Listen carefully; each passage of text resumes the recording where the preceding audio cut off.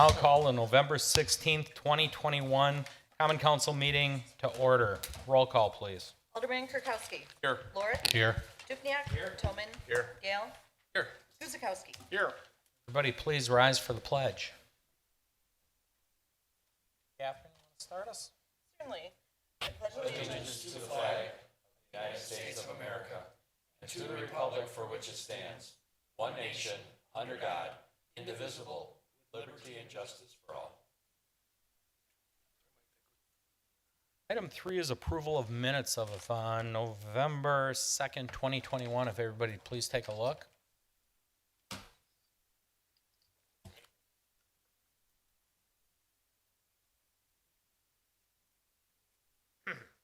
And when you're satisfied, there's no discussion, questions, errors, omissions. Motion, please. Kirkowski will make a motion to approve the minutes of November 2nd, 2021. Oracle, second. Roll call. Alderman Lorick. Aye. Dukniak. Aye. Toman. Aye. Gale. Aye. Guzekowski. Aye. Kirkowski. Aye. Item 4, it is our 2022 executive draft budget.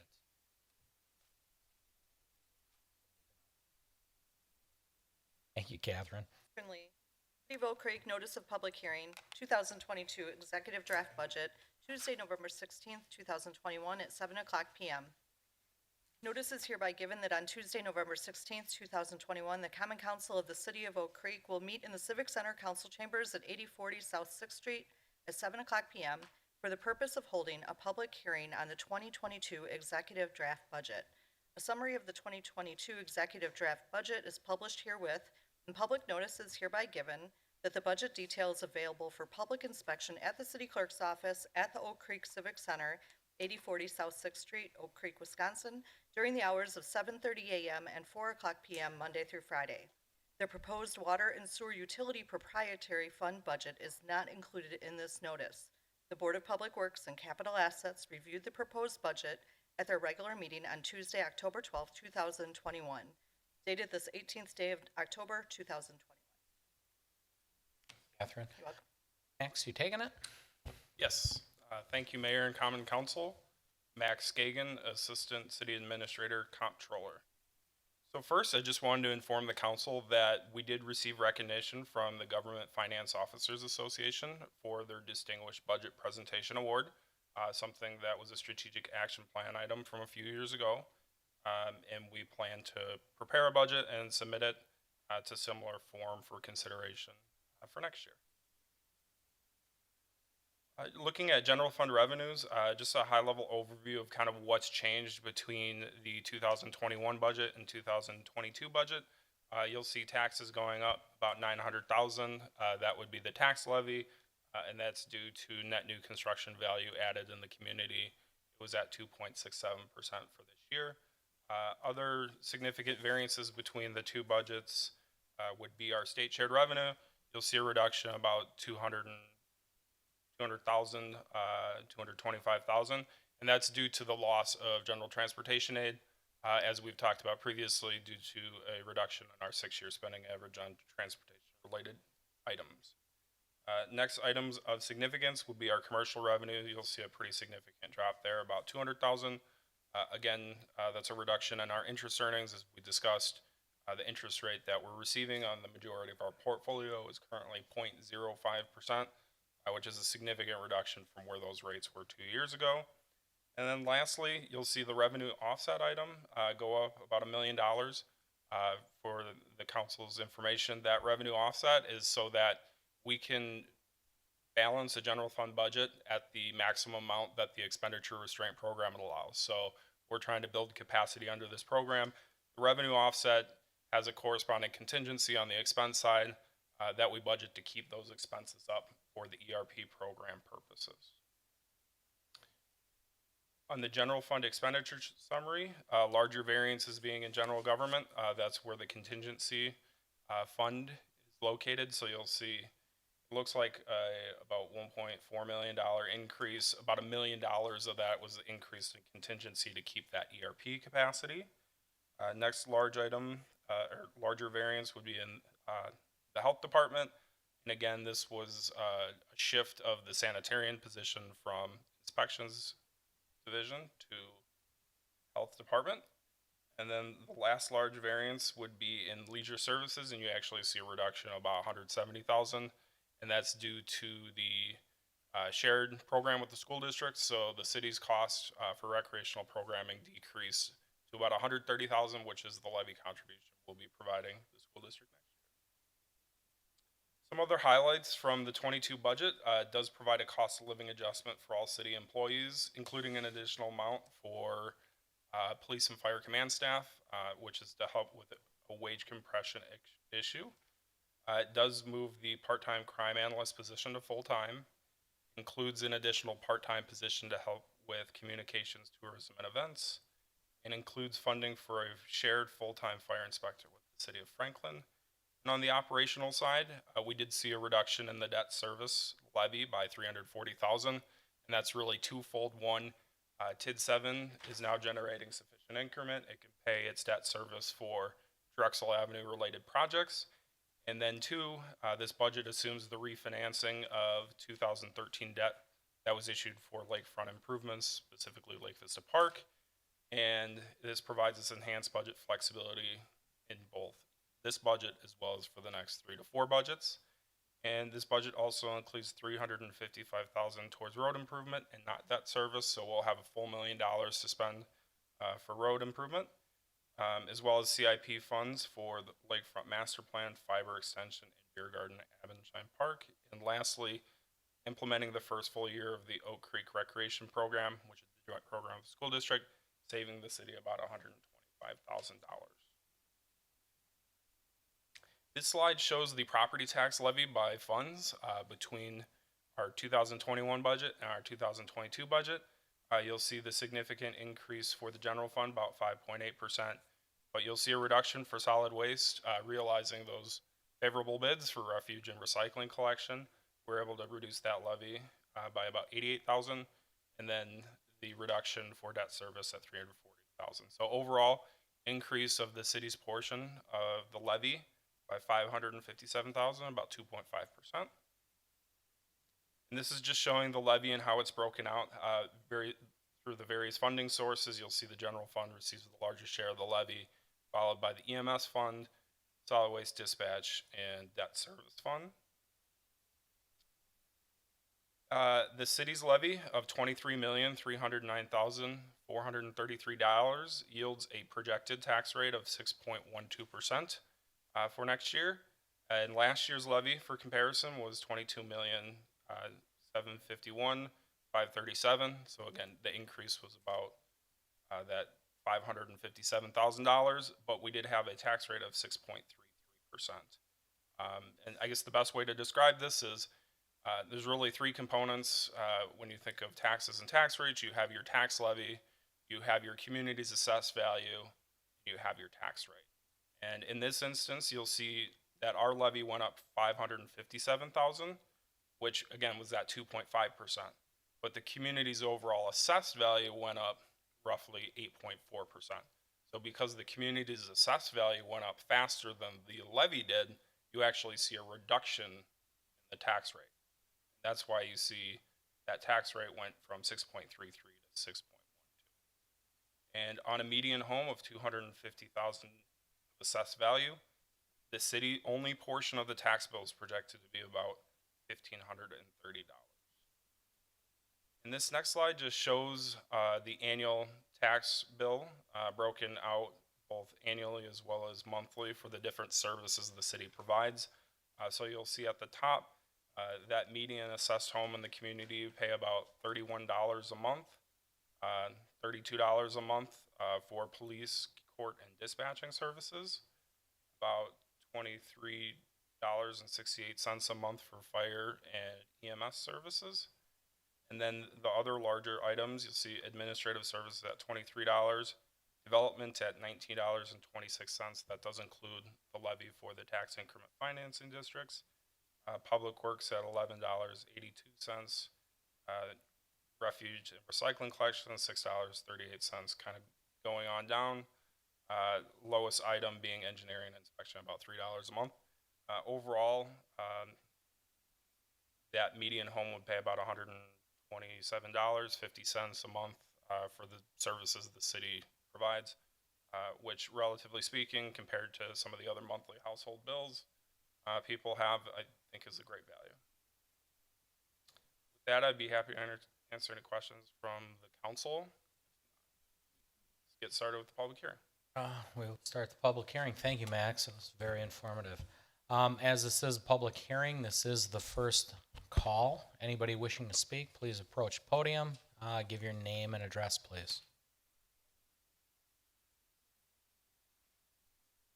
Will be the second call on the 2022 executive draft budget. Anybody wishing to speak, please approach the podium.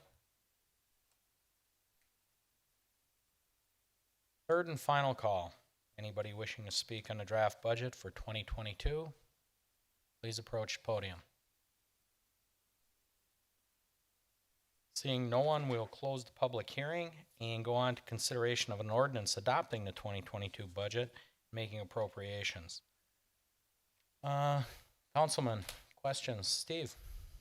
Well, Mayor, Alderman Kirkowski, First District. Mayor, I really don't have any questions. I had a few before the meeting started. Max answered them.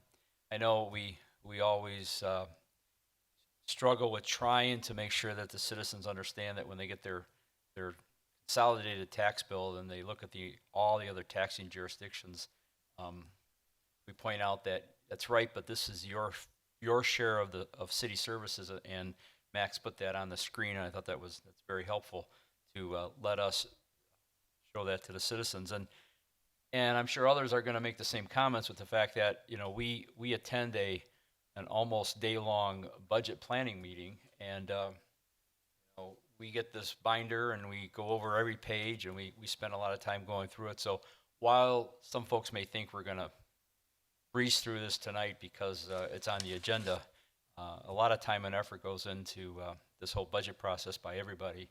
Andrew, Max, all the department heads, and then we get together and review it. So just want to compliment everybody on that, and it shows with the award that we got tonight. So that's really all I got to say. Great, thank you, Steve. Greg, Rich, anything? Right side? Left? Mike? Yeah, Max, on the median, going back to that slide, can you go back to that median price home? With the change in the mill rate, how does that actually play out in hard numbers? Assuming you haven't done anything to your home, how does that play out?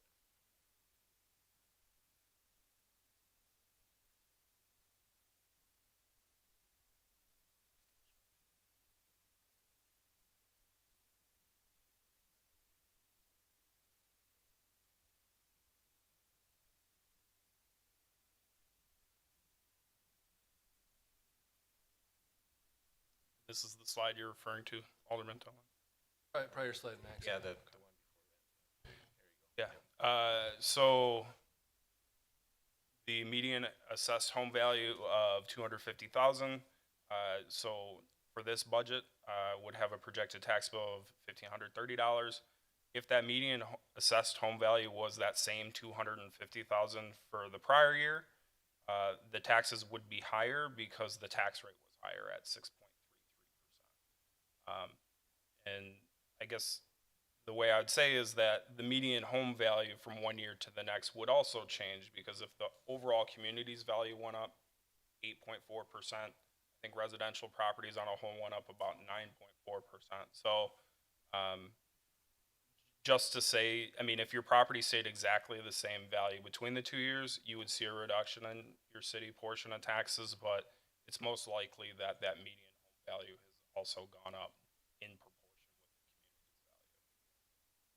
value. Alderman Gale just did the math. He came up with what, $52? At the prior mill rate, it's about $50. Yeah, that sounds about right. All right. Okay. Thank you. You're welcome.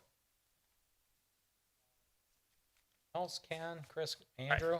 I was Chris? just going to mention thank you for the slides, and I think this slide right here is an important one and one that we use and we put on our website, because as the questions start coming when the tax bills are out and about, it's a helpful information here to have. Also, going back to the budget workshop, we really, you guys, the whole team really did yeoman's work trying to get everything prepared. So thank you for everything you did to get us to today. Welcome. Thank you. Drew. Thanks, Mayor, and thanks for the kind comments. Couple things. We have a little bit more work to do. Just a reminder, we're not quite there yet, but if you remember, we had a capacity of about $138,000 left over in this budget in wages, and we have some discussions and some decisions to make over, maybe the next few months or so. We talked a lot about additional public safety resources in the community and other uses for those, for that additional capacity. And with the staff changeover that we've seen recently, there's probably more capacity to add into that puzzle. And we can begin to assess that through personnel and finance and go from there. And we will do that. I just wanted to remind you of, we have a small delta there to still work with. Again, Max, great job, first budget coming in. New comptroller for the city, new assistant city administrator comptroller for the city, really mastered what we have here before you. And just to harken back to our strategic action plan, we have a strategic action plan item to really put together a multi-year budget strategy. This budget first capitalizes on strategies we were trying to put in place or forecasting of a couple years ago, and that's shifting the debt service for old projects for Drexel Avenue, interchange, and 27th Street improvements, shifting that to now TID 7, which can fully support that debt. But moving forward, so we're realizing the benefits of that strategy that we the stone we turned over a couple years ago. But in the future, a couple years, we've actually added in some budget resilience. And I'm hoping, Max, you can touch on the way we've safeguarded the budget for the next couple years as best we can, with variables coming from the state that may, of course, change.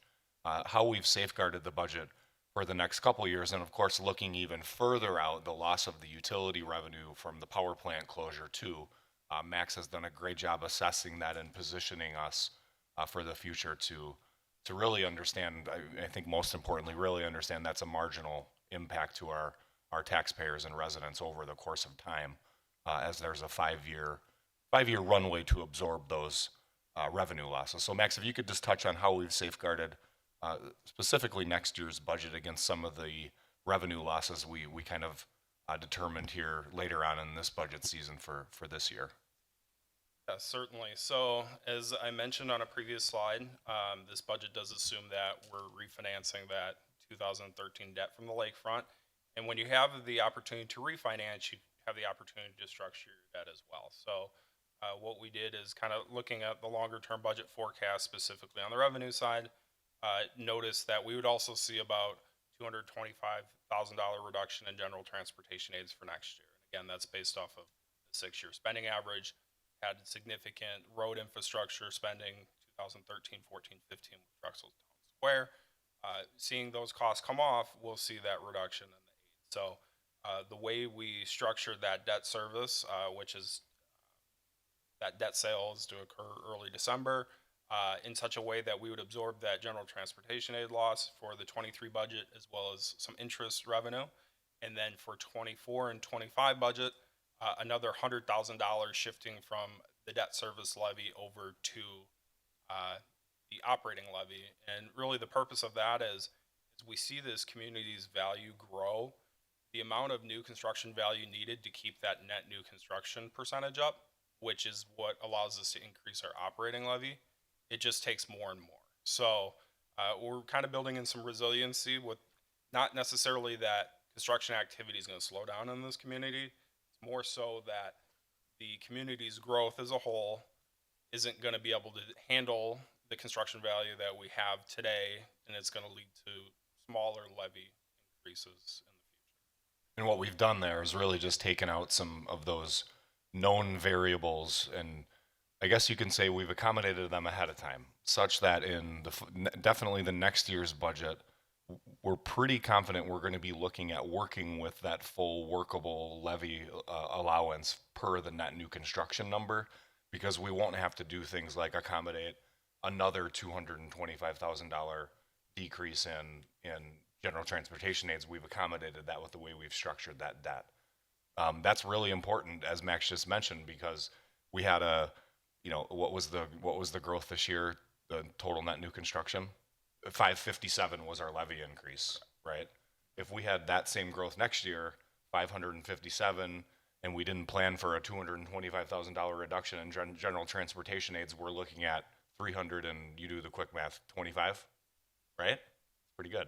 325,000 for all wages that we've bargained for treating our employees fairly every year, for any new services or programs or enhancements that the council would want to make. We'd be sitting here saying we don't have much of a budget workshop to go through because there's just not much to work with. So we're really going to be able to maximize on that full net new construction next year. And I think that's really important, that the public is aware that, we as a group, including the Common Council, are thinking out into the future here, and as we do with, our own personal finances. So thank you for that look into that, Max, and that work on that resiliency piece. Great. I don't have a lot to add. Between the alderman, city administrator, and our comptroller, they summed it up pretty well. Andrew said a lot of what I was going to say. We just don't pick up the books here in the summertime and make up the budget. This is an ongoing process that forecasts years into the future. And years back, part of the reason these numbers all make sense, some of the things we implemented in different departments, DPW, reduced the amount of salt they use with the brine system, and we went to a truck management system versus buying vehicles.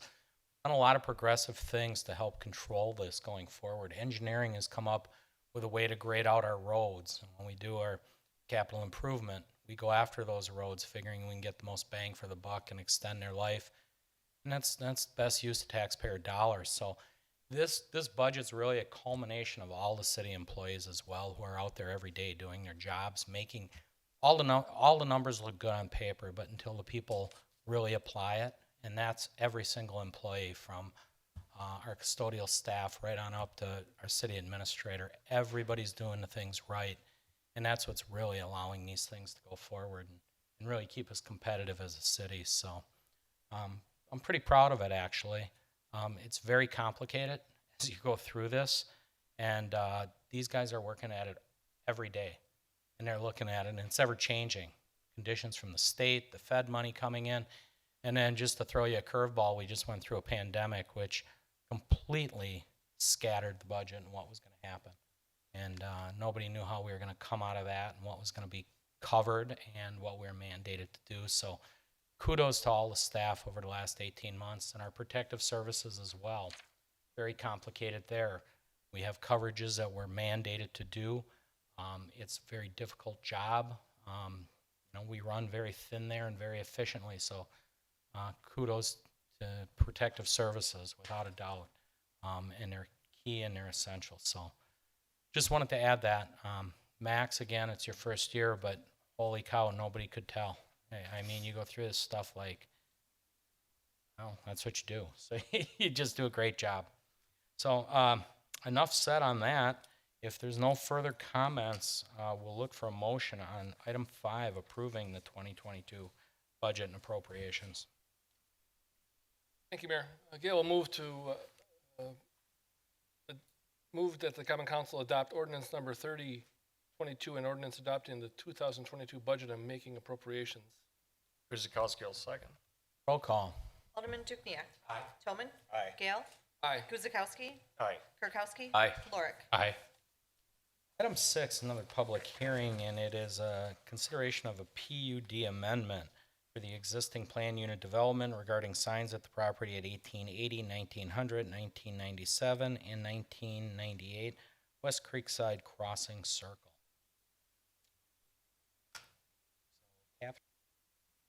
Certainly, public hearing number 2 is to consider a request submitted by Walden OC LLC for amendments to the existing planned unit development regarding signs for the properties at 1880, 1900, 1997, and 1998 West Creekside Crossing Circle. Applicant is Walden OC LLC. Property owner is Walden OC LLC. Legal description there follows. Date of notice, October 20th, 2021. Thank you. Good evening. I am Doug Seymour. I'm the Director of Community Development for the City of Oak Creek. And this is the first of 2 public hearings this evening, this being an amendment to the plan unit development for the Creekside Crossing Marketplace. In 2020, the council adopted an ordinance establishing the plan unit development for Creekside Crossing Marketplace, a multi-use, mixed-use plan unit development at essentially IKEA Way, Drexel Avenue, I-94, that includes IKEA, includes a Home and Suites Hotel, and includes additional development coming in the future. When that document was first adopted via ordinance by the council, there was still some design that was going on, and the PUD that reflected the conditions as they existed at that point in time. After further design development and some very positive design developments, I'd be happy to share those with you. The applicant has asked that we change the PUD to allow for a few variations in signage and some sign types that they feel, and we feel quite honestly, will enhance that development. And as such, we will need to amend that plan unit development. That is the gist of this public hearing. Nothing else is changing except those signage requirements. And just as an example, I can kind of run through a little bit. This is kind of just a key showing what those are. Just to give you a flavor of the types of signs that we're proposing for the individual sites within plan unit development, as well as development signage for the entire development, which is a little bit bigger than what's allowable. There is some pylon signage in the middle of the roundabout. Again, all with some great design intent and what staff feels will be a very attractive addition to the city's development scene. And the Plan Commission felt the same way, and as such recommended approval of the amendment to the conditions and restrictions with respect to the signage for the Creekside Crossing Marketplace. This is a public hearing. I would ask that anyone who has any questions or comments regarding the proposed changes to the PUD for the Creekside Crossing Marketplace to please proceed to the podium, give your name and address, and proceed to address your questions or comments to the Common Council. This public hearing is now open. Thank you, Doug. And as Doug said, this is a public hearing. This will be the first call. Anybody wishing to speak? Second call, anybody wishing to speak on the PUD amendment? Third and final call for the PUD amendment at Creekside Crossing. Please approach the podium, name and address. Seeing no one, we will close the public hearing and go on to consideration of the ordinance approving the conditions and restrictions for that ordinance. Councilman, questions, comments concerning the signage at Creekside? Greg? No questions, just comments. As Doug said, we went over this in planning. There were no real concerns. Everybody thought the need for wayfinding signs and just some design elements of these signs was appropriate for the development. Greg? Greg nailed it. No, Greg pretty much put it out there. And again, it is one of our latest developments, and you can see by the energy that's in the drawings, it's going to be a little bit different style than Oak Creek has seen in the past, but I think it's going to be a welcome addition. No further questions? Motion, please. Clerk moves to adopt ordinance 3023, an ordinance to approve amendments to the planned unit development on the properties at 1998, 1997, 1900, and 1880 West Creekside Crossing Circle. Second? Roll call. Alderman Toman. Aye. Gale. Aye. Guzekowski. Aye. Kirkowski. Aye. Lorik. Aye. Dukenyak. Item 8, once again, public hearing, request by the University of Wisconsin Credit Union for conditional use permit for a financial institution with a drive-through facility on the property at 7902 South Main. Catherine, if you would, please. Certainly, public hearing number 3 is to consider a request submitted by Brad McLean, University of Wisconsin Credit Union, for a conditional use permit for a financial institution with drive-through facility on the property at 7902 South Main Street. Applicant is Brad McLean, University of Wisconsin Credit Union. Property owner, DTS C1 LLC. There follows the legal description. Date of notice, October 20th, 2021. Thank you. The second public hearing of the evening deals with the request for a conditional use permit for drive-through facilities for the property at 7902 South Main Street by the UW Credit Union. This conditional use permit is being requested, as you are all aware, Drexeltown Square is part of the Drexeltown Square Mixed-Use Plan Development District, and that is governed by a set of conditions and restrictions in a PUD document in addition to that of the municipal code. And without getting into the details of that, and it's a very comprehensive document, this proposal and for drive-through facilities require a conditional use within the DCS MUPDD and are allowed in certain zoning districts and certain sub-districts within the PUD, of which this is one of them. The proposal is for a 6,000 roughly square foot financial institution, the drive-through facility on the east side of the building. And you can kind of see the concept plan on the screen in front of you. The drive-through is not a drive-through in the traditional sense, and that is comprised of a series of ITMs, or intelligent teller machines, and that's something we've seen in the past, where it's no longer the big canopies with the pneumatic tubes, loudspeakers. I mean, it's really something where you're dealing with a video teller, and in most cases, I'm not sure what your model is, but whether it's local or otherwise. But again, the same services that are offered through a traditional drive-through, and probably more than that. So, while those drive-throughs function, as traditional drive-throughs, it's really the impact of them in terms of the structures, in terms of the noise impacts are much less. That really, is the gist of the conditional use request, and you can kind of see how the site plan lays out. And this, while not identical to the first generation development proposal that was included for this, it actually included a little bit larger retail building fronting on Main Street, but the parking lot essentially is the same. So the addition really is those 3 intelligent teller machines and the apparatus that goes along with that.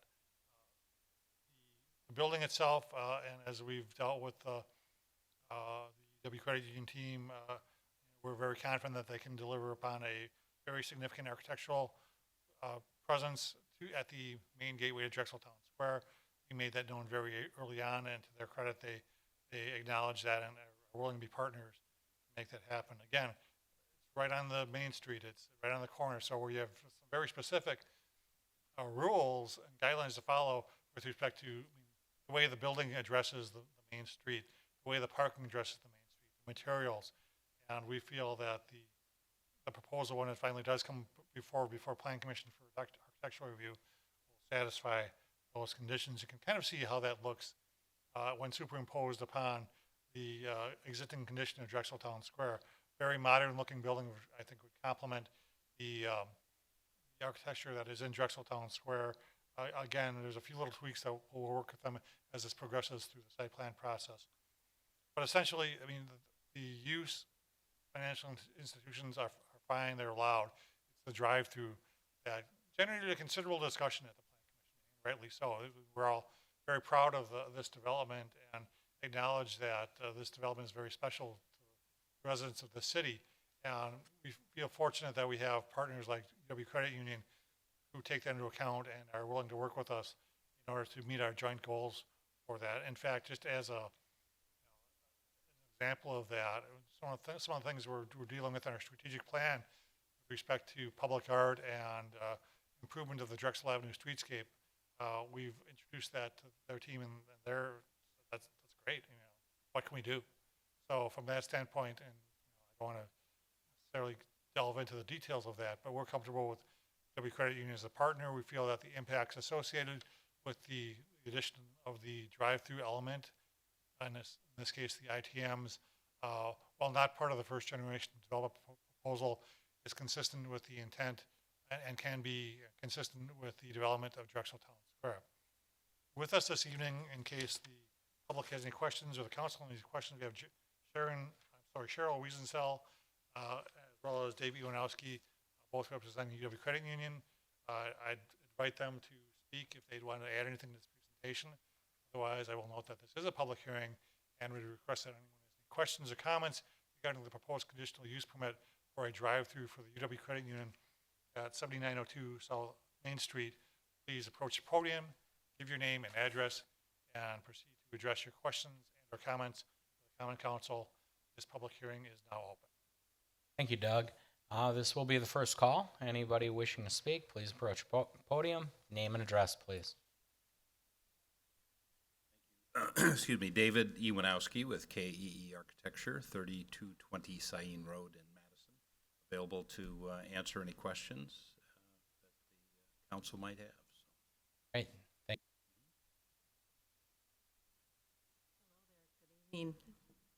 Oh, sorry. Pull the microphone down. Thank you. Cheryl Weisensell. I'm the facility director for UW Credit Union. Address is 3500 University Avenue, and I'm here to answer any questions about the new branch also. Thank you. much. Second call. Anybody wishing to speak, please approach podium. Name and address. Third and final call on the UW Credit Union. Seeing no one, we'll close the public hearing and go on to 9, which is consideration of the ordinance approving the conditional use permit for the financial institution with the drive-through facility on the property at 7902 South Main. Questions from the alderman? Steve? Thank you, Mayor. Alderman Kirkowski, First District. I guess I may be the only naysayer here for this item, mainly because I've always taken the position that when we've built at Drexel Town Square recently, comment from citizens I get is, oh gee, another bank. Now, what's the one that's being built on Howell? Is that Educators Credit Union? Correct. Okay. So, by my quick calculation, within Drexel Town Square and the surrounding community, UW Credit Union will be financial institution number 7. And I sometimes think that the folks at, is it Wiz Park, who's still trying to sell the property out there? Who's doing that?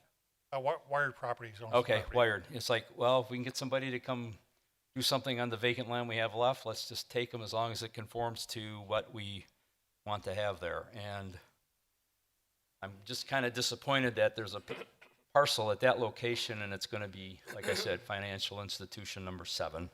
And I don't buy the argument that people will come to Oak Creek because we have all these banks, because they can go anywhere and do their banking. And as I say, I'm not going to buy a house in Oak Creek because there's 7 banks in the area. You know, I may buy a house in Oak Creek because of the school system, the property stuff, you know, access to all the other stuff. So that's just my comments, and I'll leave it And at maybe that. if I can respond to those, and they're absolutely, they're valid comments. I mean, first of all, I mean, you know, we hear that too. Oh, there's lots of banks, and you know, I say this every time I hear that comment, and that's a great thing. It means that the city's growing. It means that we're very stable financially, and it's a place that people want to invest their money. They're always, for the most part, great-looking buildings with very little impact. So you know, I guess I take a little different position towards that. I love banks, and I love having there. Obviously, you want a balance of different uses in the city, but the fact that we have, and I think it's more than 7 financial institutions in that vicinity, I think is a sign of strength, not a sign of necessarily of weakness. Specifically with the lot in question, this lot has been, you know, one of the original lots, one of the original parcels, and the reason why it hasn't developed is because we weren't, and the partners were not going to just let it happen by itself and take the first proposal. We've had many different proposals come down the pike for that parcel, and you know, we've been very selective in terms of the things that they brought to the table in terms of the impact, the value, and the architecture. We feel that you're right. I mean, this is not the original proposal. The original proposal was for, I think, 11,000 square feet of strip retail. Again, you can, you know, with respect to the state of the retail economy and how that's likely to improve or not, I mean, we can all make prognostications about that. But the fact is, it's strip retail. It's retail that is very similar to that which is, you know, vacant in other parts of the city and certainly in the metro area. We're fortunate in the sense that, you know, we've had the types of retail developments that really haven't been affected that much by that, but nonetheless, it's a very difficult retail environment. And that has been brought to our attention many times, and it's, it's true. Again, not in and of itself a reason to abandon the plan and to approve a conditional use permit. A second point I'd like to make is that the Drexel Town Square was a development done with many partners, and both Meyer and both Fredert Medical College of Wisconsin are very significant partners in that respect.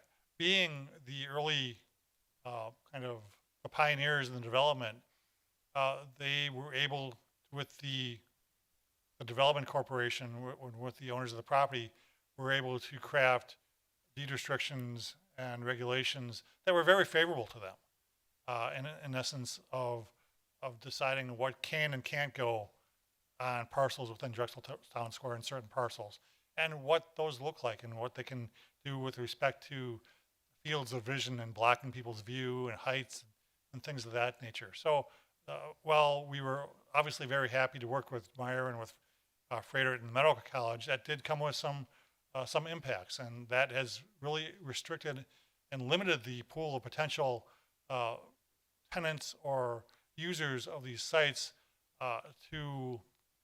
which makes it incredibly difficult in this challenging retail environment to find a user that meets all the goals and objectives of the city with every respect. So, I mean, granted, I mean, your points you've expressed are certainly all valid. We've heard them and we agree with them. But looking in the totality of the situation, staff felt and the Plan Commission felt that this was an appropriate use and user for Drexel Town Square.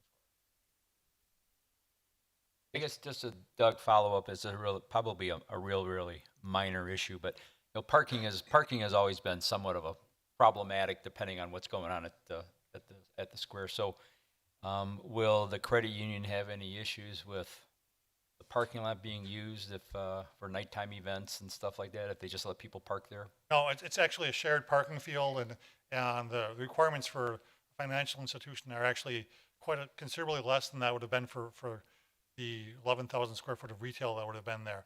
And they are aware of their obligation to create a shared parking field with the additional retail that's in Drexel Town Square. Right. Alderman Lorik, Second District. I'll just quickly touch on planning. It was a lengthy discussion at planning, and it was a split vote, but it did end up passing. Most of what Alderman Kirkowski just brought up, I did bring up at that meeting, and I voiced those as concerns. I did end up supporting it at the end, during the vote, though. One thing that was brought up in planning was, while some may not think that it's an ideal business to place in that location, typically financial institutions are longer-term tenants, unlike strip mall, which may lose tenants more frequently. And especially with the specific one, with the amenities, with the ITMs they're putting in, it seems like they're really thinking towards the future and to be there long term. So it was, I guess, less of a concern once all of that was brought up. And then as Doug alluded to with some of the covenants, it's just difficult with it being possibly a strip mall or something of that nature to find certain tenants, and I know certain businesses came forward and unfortunately weren't allowed to proceed because some of the existing covenants. So ultimately, I do think that this is an appropriate use of that corner. And I do like the architecture. I like the building. And as I noted at planning, there was one that was just put up in Franklin, so we kind of know what it looks like already. Rich?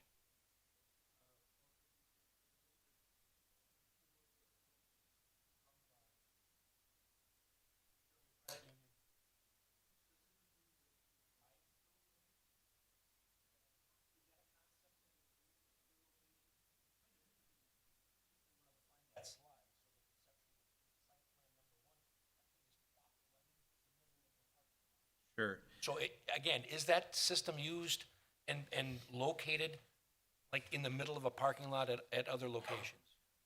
Within the UW Credit Union system, I can't point to a specific example of that, but that technology has been used extensively. As Doug mentioned, the part of the agreement was to extend the existing parking lot. So trying to dovetail those uses of the ITMs with adequate stacking space and extension of the parking, this was the solution that was proposed that we feel is the best solution. It still allows full circulation through the parking lot, but allows for stacking space at those tellers. And again, is this system being used at any other location? The ITM technology would. No, just specifically putting those lanes in the middle of a parking lot. I mean, I'm just worried about traffic control with people parking, going to the location, and you have, I don't know if it's gonna be a steady stream of cars Sure. in the middle of the lot where other cars are located and other cars are probably driving using the lanes north and south of those ITM lanes. Any concerns about traffic control or? And yes, I mean, clearly there's concerns, but there are a number of things that are done, including signage, including, this is again a member organization, so there's member education as these facilities are rolled out. So we feel confident that this is a safe solution and one that will work both for the credit union and for the members. To answer your question, we can't point to a specific example, but I'm sure we can find others that are Okay, so similar. that- Maybe to further answer some of your questions, Alderman Dukniak, each of the individual units would have the minimum of 4 queuing spaces as required by code. And I'm sorry, Doug, how many? 4. Oh, 4, okay. And really one of the reasons why the orientation of these ITMs are the way they are is at the request of the city. We did not want the ITMs or the drive-through to be a focal point for this development, and as such, we requested that they move back from Drexel Avenue. So this allows for ample circulation.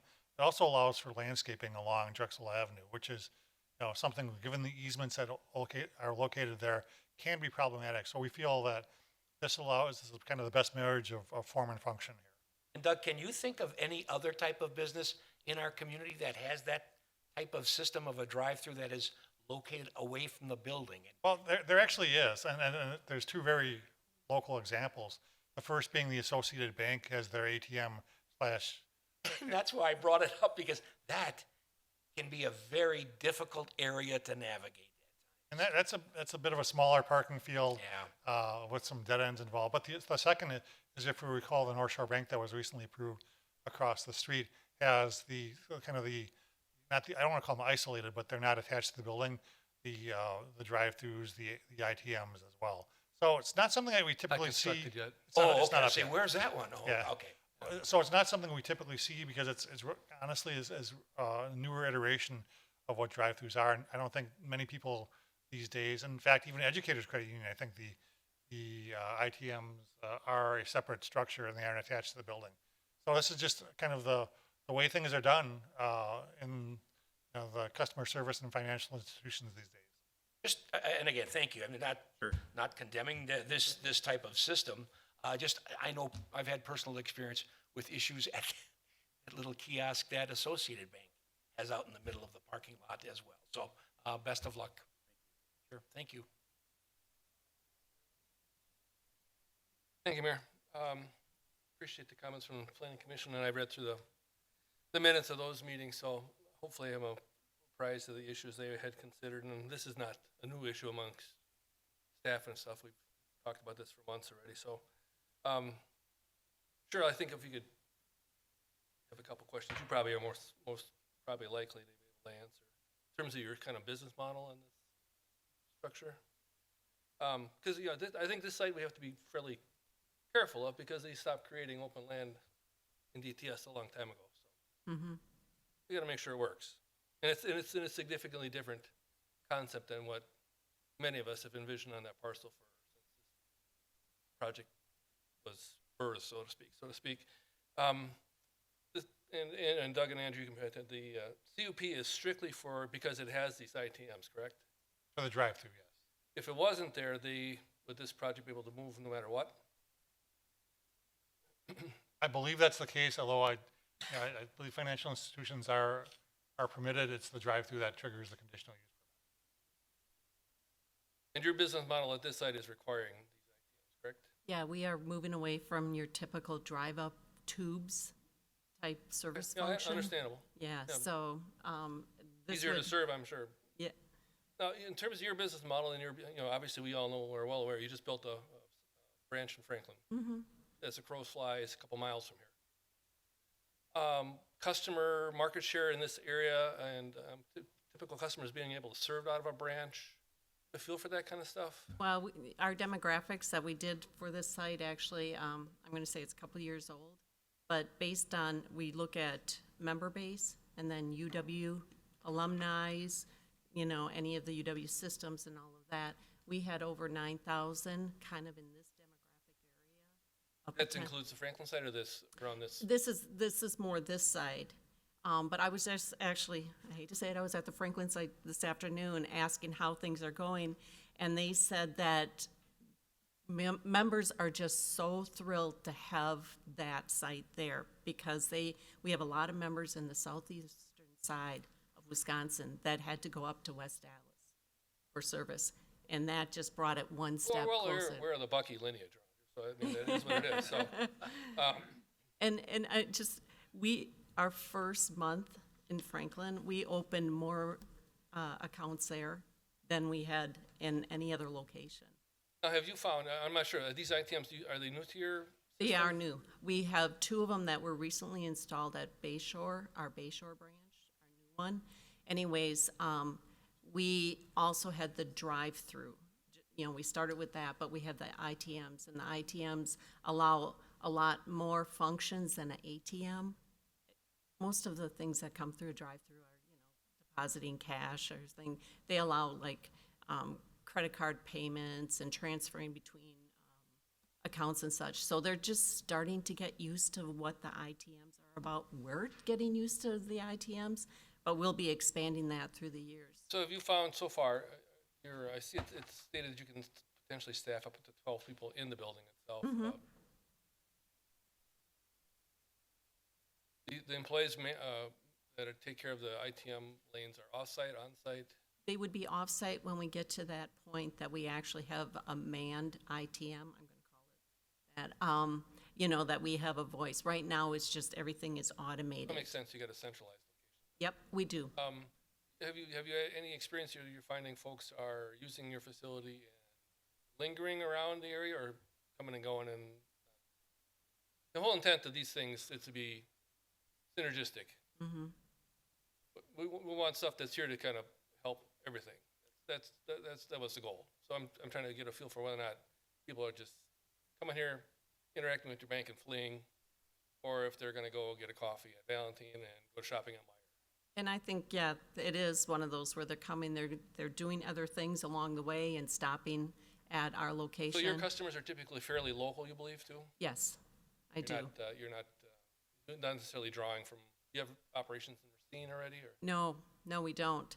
We have, a lot of alumni and such that started their banking in a campus and then have moved on to different locations. And then when they want to actually sit down with a financial specialist and that, they'll come up to the communities where there is one. And then obviously probably visiting in the community, making. You have full good use of it. financial services available in the building? Yes, we do. So investments or insurance or We strictly have, banking? we are just more of a residential credit union. We do not, but we do have investment services, mortgage loan officers, and our financial specialists working with day-to-day members coming in.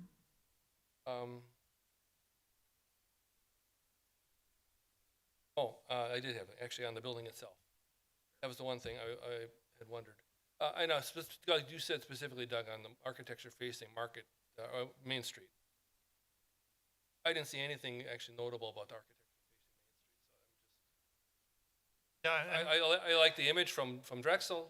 The image from Main Street is not so much. and again, this is not the site, you're not approving a site plan here, recognizing that we have goals. Oh, that's what we're seeing, and I'm taking that into account, so. Yeah, absolutely, and you should. I think my point was that, they've expressed an interest in working with us to accomplish our goals. One being potentially with a customer service entrance along I'm saying not Drexel, but Main Street, and really taking a look at how we can make that reflective of and enhancing of the architecture that's in the Forge and Flare buildings. And you said the original retail building was pegged at 11,000 square 11, feet? yep. Financial services buildings are, this 6,000 value-wise are more or less in terms of increment. Do you have a feel for that? About value per square foot. Well, the construction cost is, Well, we don't, construction costs, we understand, are, right, it's different than right. incremental. That's about all I can talk about Okay. is construction. All right. But So what would the construction cost be? between 5 and 6 million, and then there's added value on the part of the credit union in terms of furniture and fixtures and equipment and whatnot. Oh, I mean, kind of comparing that with a retail building, obviously it's a much larger, not much, it's 5,000 square feet larger. So there would be some additional value there. But those many retail buildings are configured kind of as white boxes, so to speak. And so it's not like the finishes of an office building Yeah, we understand. or build a suit. So I think certainly the original first generation proposal would have been more value. That's all I have, Danny. Okay, thanks, Dan. Chris, anything? Nothing. Okay. Greg kind of covered it, and a lot of it's been gone over. It does fit the PUD. It has quite a bit of glazing. Doug talked about that entrance on the west side to Main Street. Still working on. It was really the drive-through that was different. We didn't want that drive-through along Drexel. It's always been a point of contention. Something very different, very solid, and I do think the difference between this and a retail strip mall, and Greg pointed this out, is, tenants tend to move and come and go, and they sit empty at times. This is owner-occupied, so that is a big plus, too. And as Greg said, these financial institutions, we would hope they did their homework and they know their demographics and will be successful here. So it will be a good fit. And, for those that say we're building everywhere, we're also maintaining some green space.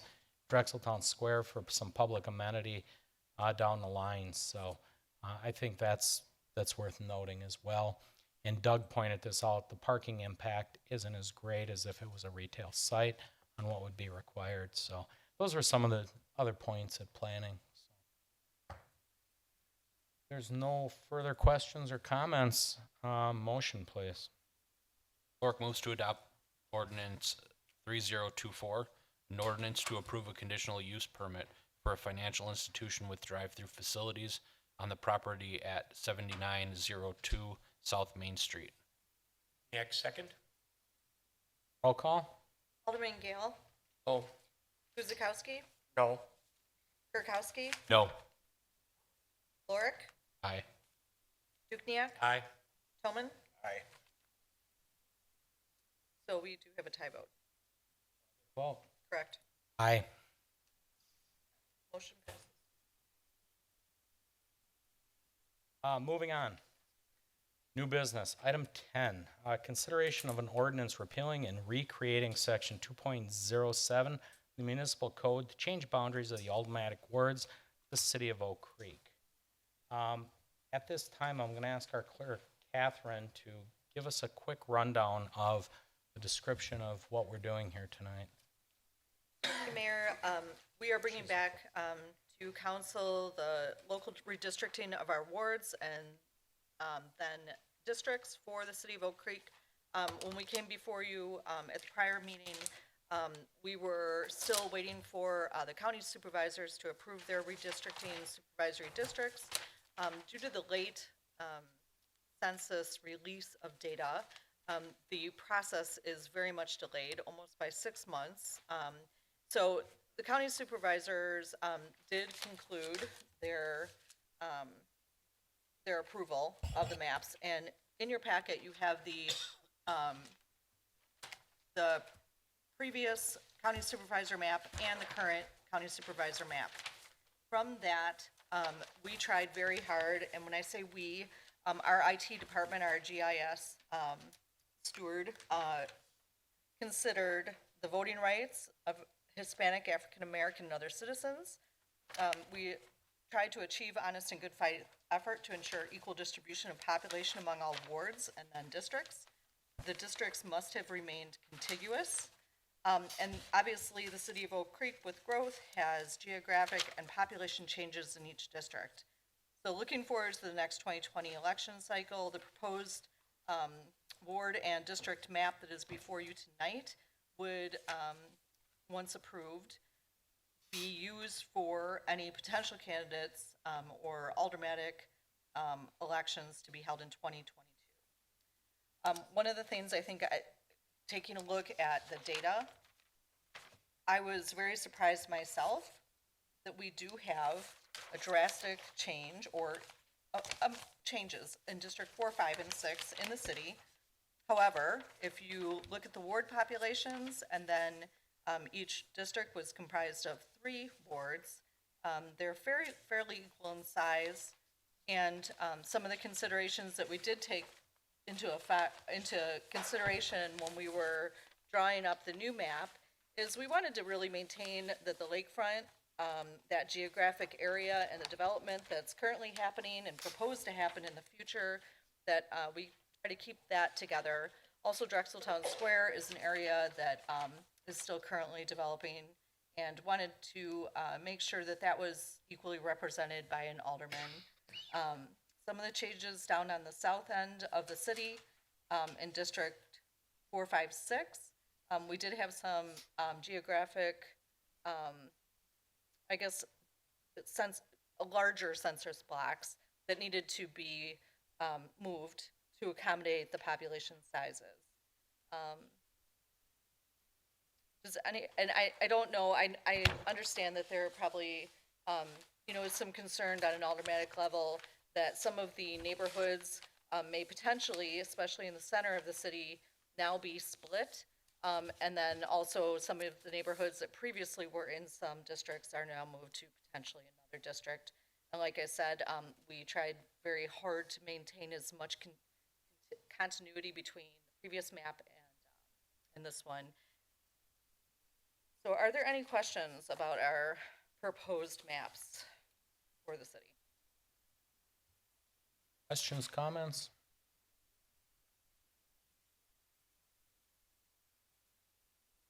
Ken. Thank you, Mayor.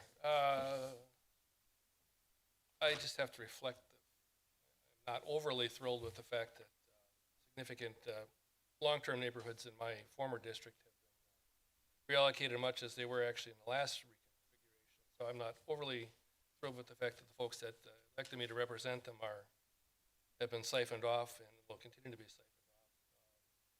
And from a geographic standpoint, the district has grown very large, which I'm not certain serves a good purpose.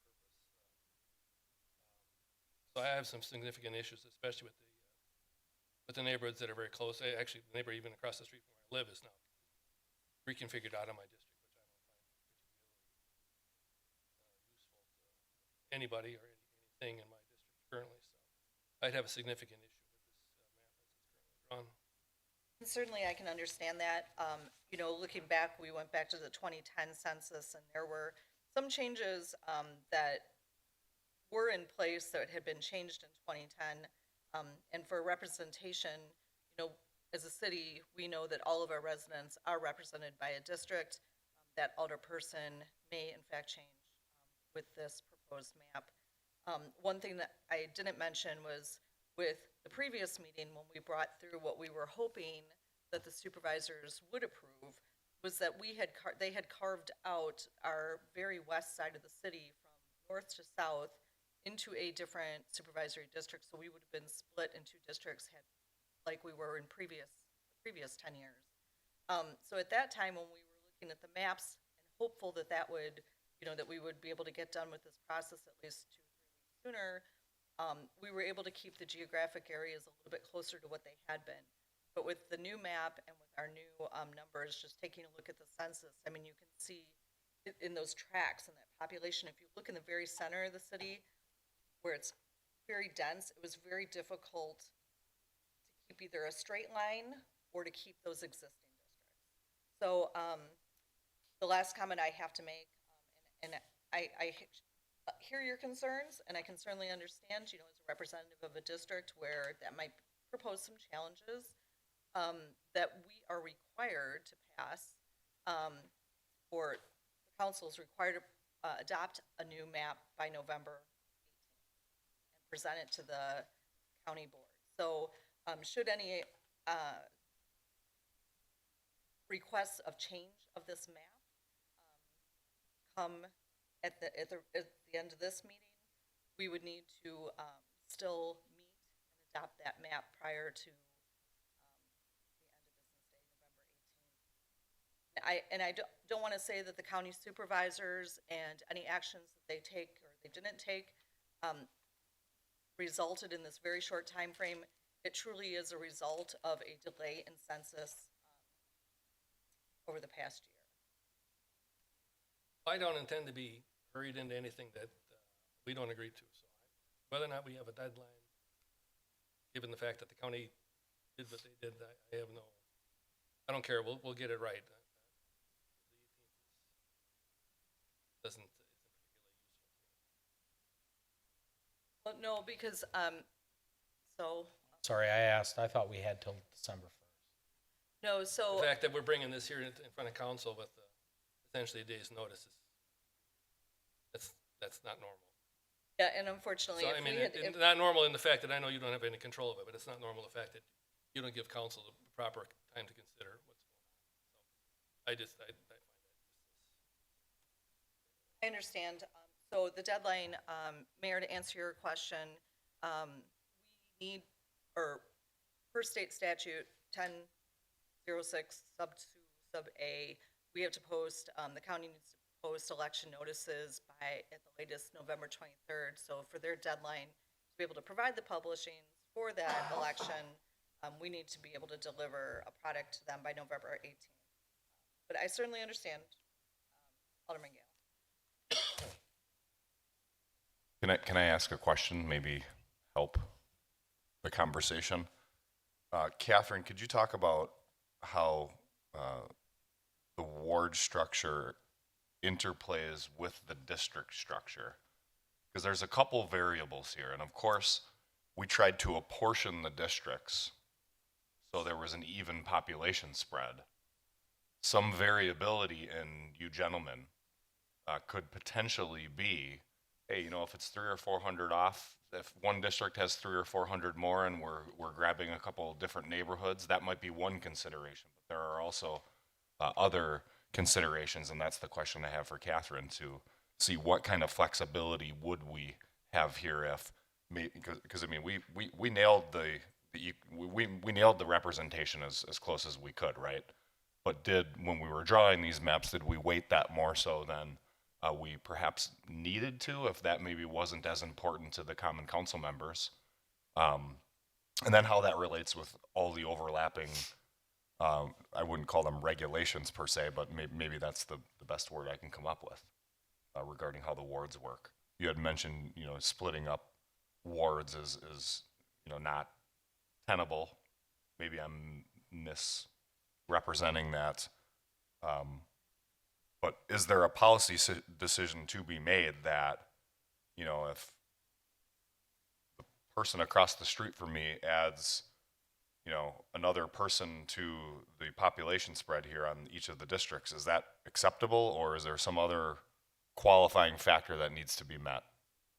Oh, so on the ward and district population spreadsheet, our ranges, the valid range, which means, you know, what we need to stay within that range in a district, and then up above you can see the valid range is 600 to 2100 for a ward population, and for a district it would be 1800 to 6400. We are so close to that 6400, so early in this census result. You know, we tried like I said, to keep some of those districts that are developing. District 4, for example, 6101. Well, we have 300 more to go, and we're kind of at the top of that range.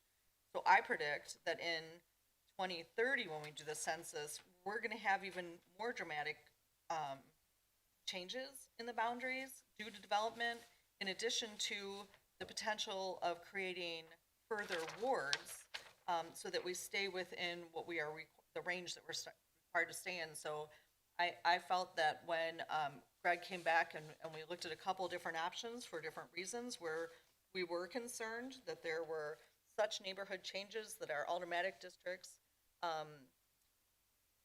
changed so dramatically that there would be some turmoil, you know, where the aldermanic districts lied.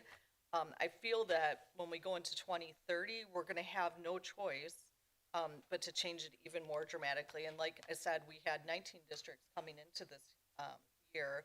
Not quite sure that why that had been previously created in 2010, but that 19th district actually complicated the equal distribution, if that makes sense, to create that 19th ward, so that each one of our districts now has 3 wards. Previously, we had 5 districts with 3, 1 district with 4, and we tried to see whether or not we could keep the geographic districts a little bit similar if we left that 19th ward intact, and it provided more challenges.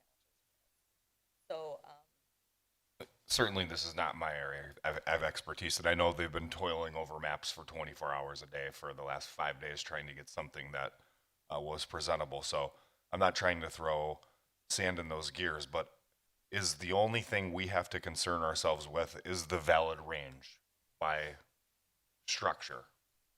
So we could have somebody that has 6,359 people and somebody that has maybe less than 6,000 and still be within those valid ranges. And the alderman on this dais could say, we're okay with that. Is that fair? Certainly had elections like that the last few years. You know what I mean? I'm just trying to. and they have to remain contiguous, and that was somewhat of a challenge for District 3 when we were working out our options. That contiguous and trying to keep, it literally is taking each census block and moving it, trying to keep a ward intact and contiguous to its neighbor, and then looking at the district and trying to keep it in the same geographic area that it was previously. I mean, the south side of the city, obviously, you can see in the outskirts, we are heavily, in the middle of the city. Look how small those districts are. The population is what it is. And so then when we tried to move one of those smaller districts and spot back to maybe closer to what the previous one was, we were very lopsided on the wards.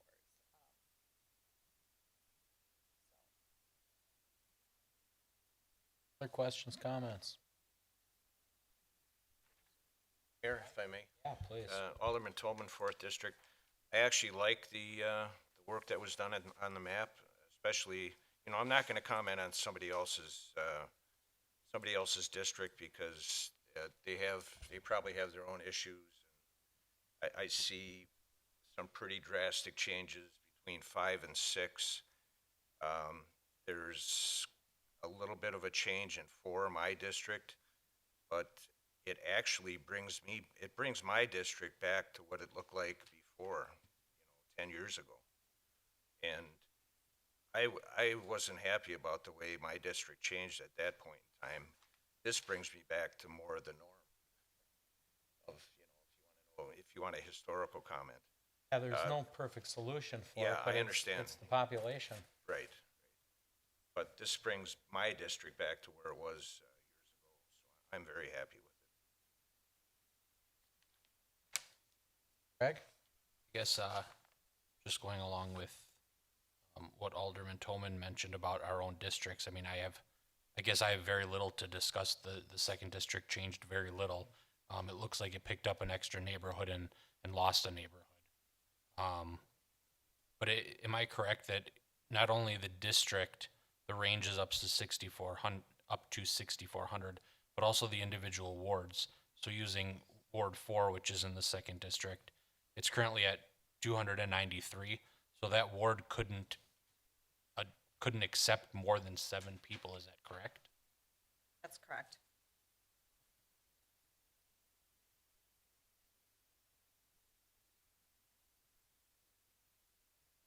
So looking at individual wards, some of them are extremely tight. not much movement there.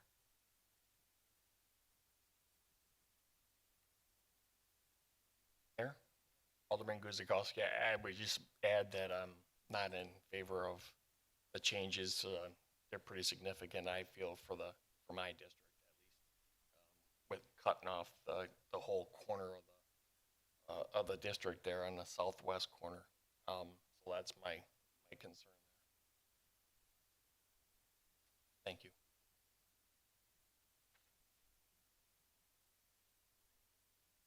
Okay, guys. Any other discussion or comments, questions for our city clerk and those that toiled over this and put it together? Okay, seeing none, we'll look for a motion on 10. Clerk will move to adopt ordinance number 3020, an ordinance repealing and recreating section 2.07 of the municipal code to change the boundaries of the aldermanic wards for the city of Oak Creek. Hold on a second. Roll call. Alderman Guzekowski. No. Kirkowski. No. Lorik. Aye. Dukenyak. Tillman. Aye. Gale. Oh, And we have a tie vote. Aye.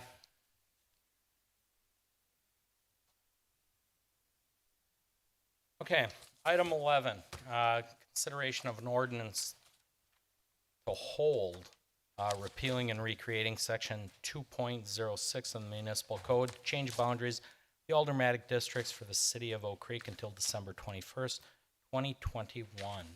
Common Council meeting. Catherine, if you'd bring us up to speed on that one, please. Certainly, we are required to publish and hold, once it has been brought forward, the ordinance that defines the districts for the city. We are, with the wards being approved, we can forward those to the county, and now we can enter those into the state system so that we are able to use those formed wards for the 2022 local automatic elections. But seeing that this needs to be published, we bring it forward tonight, and then we are asking for a motion to hold so that we can publish those. It'll come back on December 21st to the Common Council. Questions, comments concerning 11? Seeing none, motion, please. I've got one Oh, I'm question. sorry. Okay, the whole part is just due to the publishing issue, correct? Correct, we need to do a Class 2 notice. Okay, so given what you said about the deadline date, does this automatically approve this after the 18th? If we don't decide to, is that how that works? Yeah, so we have to submit our ward plan to Milwaukee County no later than 18, or that is their request by statute. They will publish their requirement for wards. The district portion, once they've approved the wards, then we are allowed to bring forward the districts to this body. So it's kind of a back and forth with county and then state going forward for the districting. It appears not to make any sense. But they approve their supervisory district. It comes to us to create our wards. We bring back our wards to county. They approve putting that again with their supervisory plan. And then it comes back to us to create our automatic districts, which we've essentially done through our ward formation. We do our publishing, and then the districts go back to them, and the process continues throughout the state.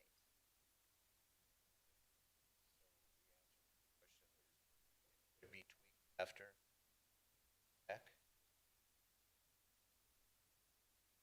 Because that ward, yeah, because that ward and district plan will be submitted, Gotcha. right? It is a formality to have it held for the notice. Mayor, I have a question. Catherine, considering how the vote on the last item went, what happens if we don't like it just sounds like this is just a formality to just wait until the county comes back and says, yeah, okay, we're going with your wards. Now you can go ahead and vote on your aldermanic districts. And what happens if we vote no when it comes back versus voting no tonight? If it doesn't pass, I should say, not voting no. But Defer to our city attorney.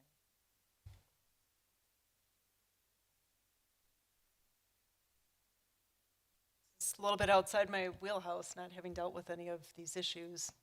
But I think you're asking a procedural question, Well, Alderman Kirkowski. So if we vote, I guess because the discussion we had really focused on, in my opinion, focused on the boundaries of the districts versus the wards. And if we were to, for sake of conversation, we had a vote tonight, and instead of having 3-3 and the mayor voting yes and it passes, then can you hold the implementation of the ordinance pending receipt of this information from the county? Or what happens if, because the district boundaries was more of an issue, we had 4 no's and 2 yeses, and then it doesn't pass tonight? Talking about Maybe the I don't want motion- to try not to muddy the waters, but I'm saying what's going to happen in a couple of weeks versus what we do my understanding is the timing issue. Yes, If that it's simple. it's the publication issue. It ain't Right, the I agree. boundary issue. The boundaries you see, and correct me if I'm wrong, won't change. It's we have to give ample time to publish. Oh, and- I understand that, but if we're not happy with the boundaries of the districts, I would think your votes would run parallel to what the last one was. Greg? So I'm just trying to also understand it too, I guess. So the wards were approved, so those will go to the county and come back approved. So the wards will be set after that.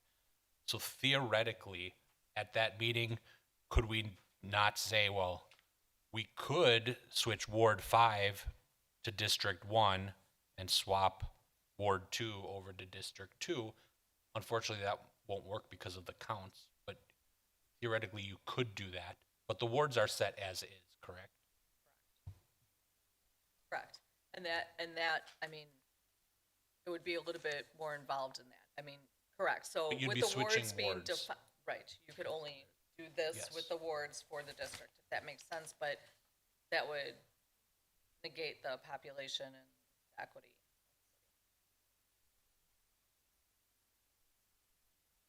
My point was the wards after this vote and going to the county will be set as is. Correct. That's what will be brought back to Common Council. And you can't split a ward amongst 2 aldermanic districts. No, you cannot. sense, it just seems very overall convoluted. It is what it is. It's a, correct me if I'm wrong, Madam City Clerk, it's a formality, because now that, I think, maybe said a couple different ways, Alderman Kirkowski, the prior item on the agenda that was just acted upon by this council and the mayor, that's done. So I guess in a simplistic manner, the legal descriptions, in a way, for the wards are now set, and they will be submitted, so that means therefore that the boundaries for the aldermanic districts are also set as a result. Is that fair? With the action to be taken on this motion to hold. That's fair. And not to complicate things any further, but my office was looking for direction from the state and from the Wisconsin Election Commission because our census deadlines were incredibly condensed this year in getting the results, that to determine the 2022 election cycle, if we were going to be presenting the old ward, old district, new ward, new district, to potential candidates that were running in those local elections, what was the deadline for that? December 1st is the deadline to have those published. And so when we went to the state and looked for guidance, and then we also looked at the election commission, the response that I was provided was that if you have your wards established and published by December 1st, that would be what would determine the 2022 election cycle. So just looking at what the state is looking for, they're looking for ward creation. That's a good I point. understand. That's a good point, Catherine. We haven't even talked about that. You know, you got nomination papers going out there. You gotta get this thing done. Okay? I'm not gonna be going out in 2 weeks and collecting signatures from somebody out of my district. That would make absolutely no sense. So there is a timeline involved. You're required to provide the ward boundaries to any potential candidates pulling papers. So I understand the process. I don't want to belabor the fact, but is it possible, instead of holding this, and I understand it's a publishing issue, but is it possible to take a vote on this tonight and hold or delay the implementation of the ordinance until such time as your information comes back from the county and everything gets published, so that we have a feeling tonight on how everybody feels about the boundaries of the districts? Okay, so not to complicate things Okay, again, we're going to go into a technical discussion. So everyone in the state works out of a system, Whistler, and we all play our parts, but we tag team each other. It's like a relay for this redistricting in the state. So we start with the county supervisors, they put it into the system. That comes back to us. Now we have access to look at our ward boundaries with that approved county supervisor plan. Once we have approved our ward plan, we put that in, we go, oh, back over to you, county. They approve our ward plan and go, okay, tag, you're it, comes back to us to then take ours and lump them into districts. So although it looks like on paper here that I'm presenting you tonight, the districts, because we have that technicality of publishing that notice, we can't formally approve this until that we get tagged back. That's good. Next time I'll come with pie charts and a graph and a timeline. It is a really complicated process, and to be quite honest, it's once every 10 years, so this was new to me. I had to learn quite a bit over the past 2 years about the census process, and then just that complicatedness of having 6 months to digest and do something with this information and breaking it down. Literally, our city had 2 weeks to react to the county supervisor plan. So I'm not saying that any longer of a time would have resulted in any different results in the maps that you see before you, because our department worked around the clock. I mean, he put in every minute that he had to come up with what we're looking at now. But there is that technicality of the back and forth and approvals to go through the process.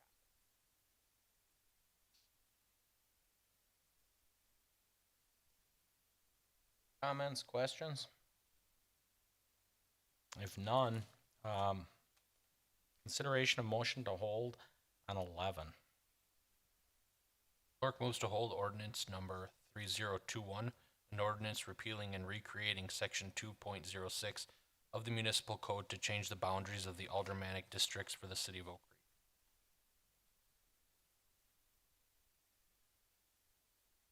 Until the December 21st, 2021 Common Council meeting.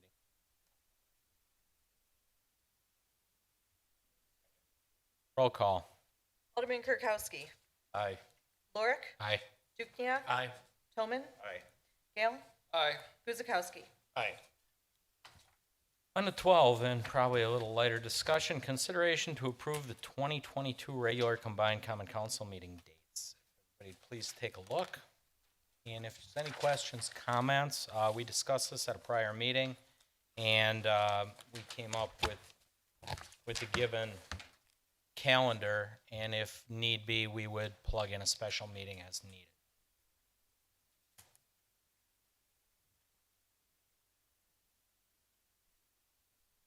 Discussion, questions, comments, motion?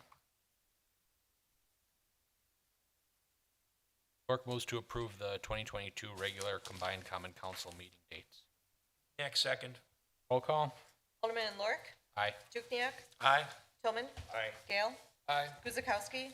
Aye. Kirkowski. Aye. And item 13 is consideration of a motion to concur with the mayor's appointment of Margot Franklin to the Police and Fire Commission to fill a 5-year vacancy. Questions, comments? Margot looks like a great candidate, Dan, so We had some very outstanding candidates, and she checked a lot of the boxes, so I think she'll do a very good job for us. No further discussion. Motion. Chair will move to concur with the mayor's appointment of Margot Franklin, 1510 West Harmon Way, to the Police and Fire Commission to fill a 5-year term vacancy ending April of 2025. Guzekowski, I'll second.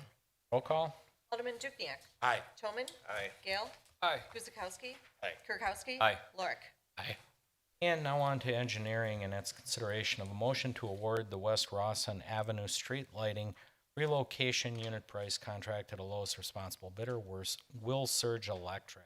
An estimated cost of $135,508.80. And we have Mike with us to expound on that. Thank you, Mr. Mayor. So, yes, Milwaukee County is going to be reconstructing Roston Avenue from a little bit east of 27th Street through to 20th Street and install some sidewalk and signals. The signals, a new set of signals at 21st and Roston, and the city has entered into a local county agreement where we are responsible for some of the costs associated with the work. Really fairly minor. It's the EVP costs for the traffic signals, the emergency vehicle preemption, and then lighting that are on the signals themselves. The county considers that a local cost. Anyway, so we are already obligated for that. Then we took that and had a CIP request for the 2022 budget and got approved for $115,000. That's for those two items I just talked about, the EVP and then the traffic signal lights. But the lion's share of what the city is responsible for is the existing street lighting that runs down the median of that roadway. Those are city lights entirely. We are responsible for relocating those. They need to be relocated because there are modifications to the medians. That's because there's a little bit of widening that's happening on the traffic lanes, and so it's going to narrow up those medians a little bit. And then they are modifying turn lanes for left turn movements on there.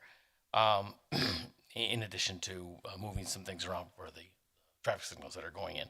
At any rate, so we needed to, we put together a project, advertised for those streetlight relocates.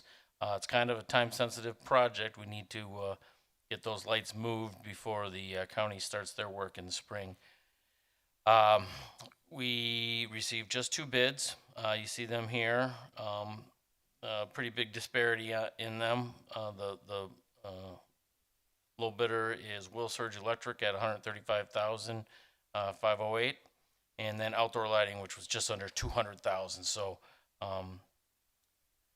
we talked about it. We were concerned because we asked for $115,000 in the budget, so we were concerned that when we saw these prices.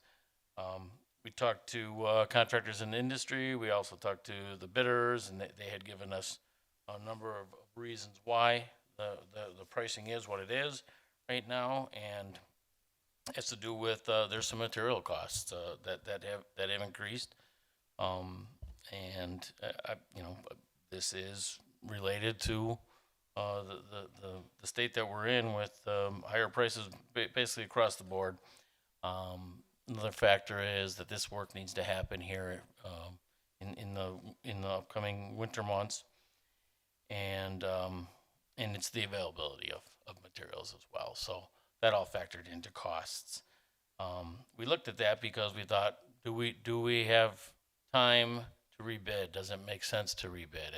And the answers that we got, we thought we didn't know that we didn't feel confident that we would suddenly be getting lower prices. So we worked with finance. We looked at is there any monies available. We did find 2 projects that totaled $27,000 that in which monies were reserved in earlier years' budgets that did not get used on those 2 projects. And so part of the recommendation is that we do proceed with the award to Will Surge, the apparent low bidder, and that the council authorizes a transfer of this $27,000 into this account so that we can proceed with the project. Questions for Mike? Okay, seeing none, motion on 14, please. We'll move to award the West Roston Avenue Streetlight Relocation Unit Price Contract to the lowest responsible bidder, Will Surge Electric, at the estimated cost of $135,508.80, and to authorize the transfer of funds from CIP projects numbers 18031 and 19027. Guzekowski will second. Roll call. Alderman Tillman. Aye. Gale. Aye. Guzekowski. Aye. Kirkowski. Aye. Lorik. Aye. Dukenyak. Aye. 15 is informational technology, and it's consideration of a motion to enter into a professional service agreement at a cost of $106,470.46 with Multimedia Communications and Engineering, Inc., better known as MC&E, for professional services to provide engineering and project management for the city's East Side fiber optic network expansion. And Kevin's here to explain all that. Good evening, Kevin Koenig, IT Manager. This item goes along with a CIP project that was put into the 2020 budget to build fiber to our east side facilities. Our current fiber network that was built in 2014 only hits everything along Howe Avenue, so Fire Station 3, Fire Station 1, Civic Center, and Police and DPW. This will allow us to interconnect the water treatment plant, Lake Vista, as well as Fire Station 2.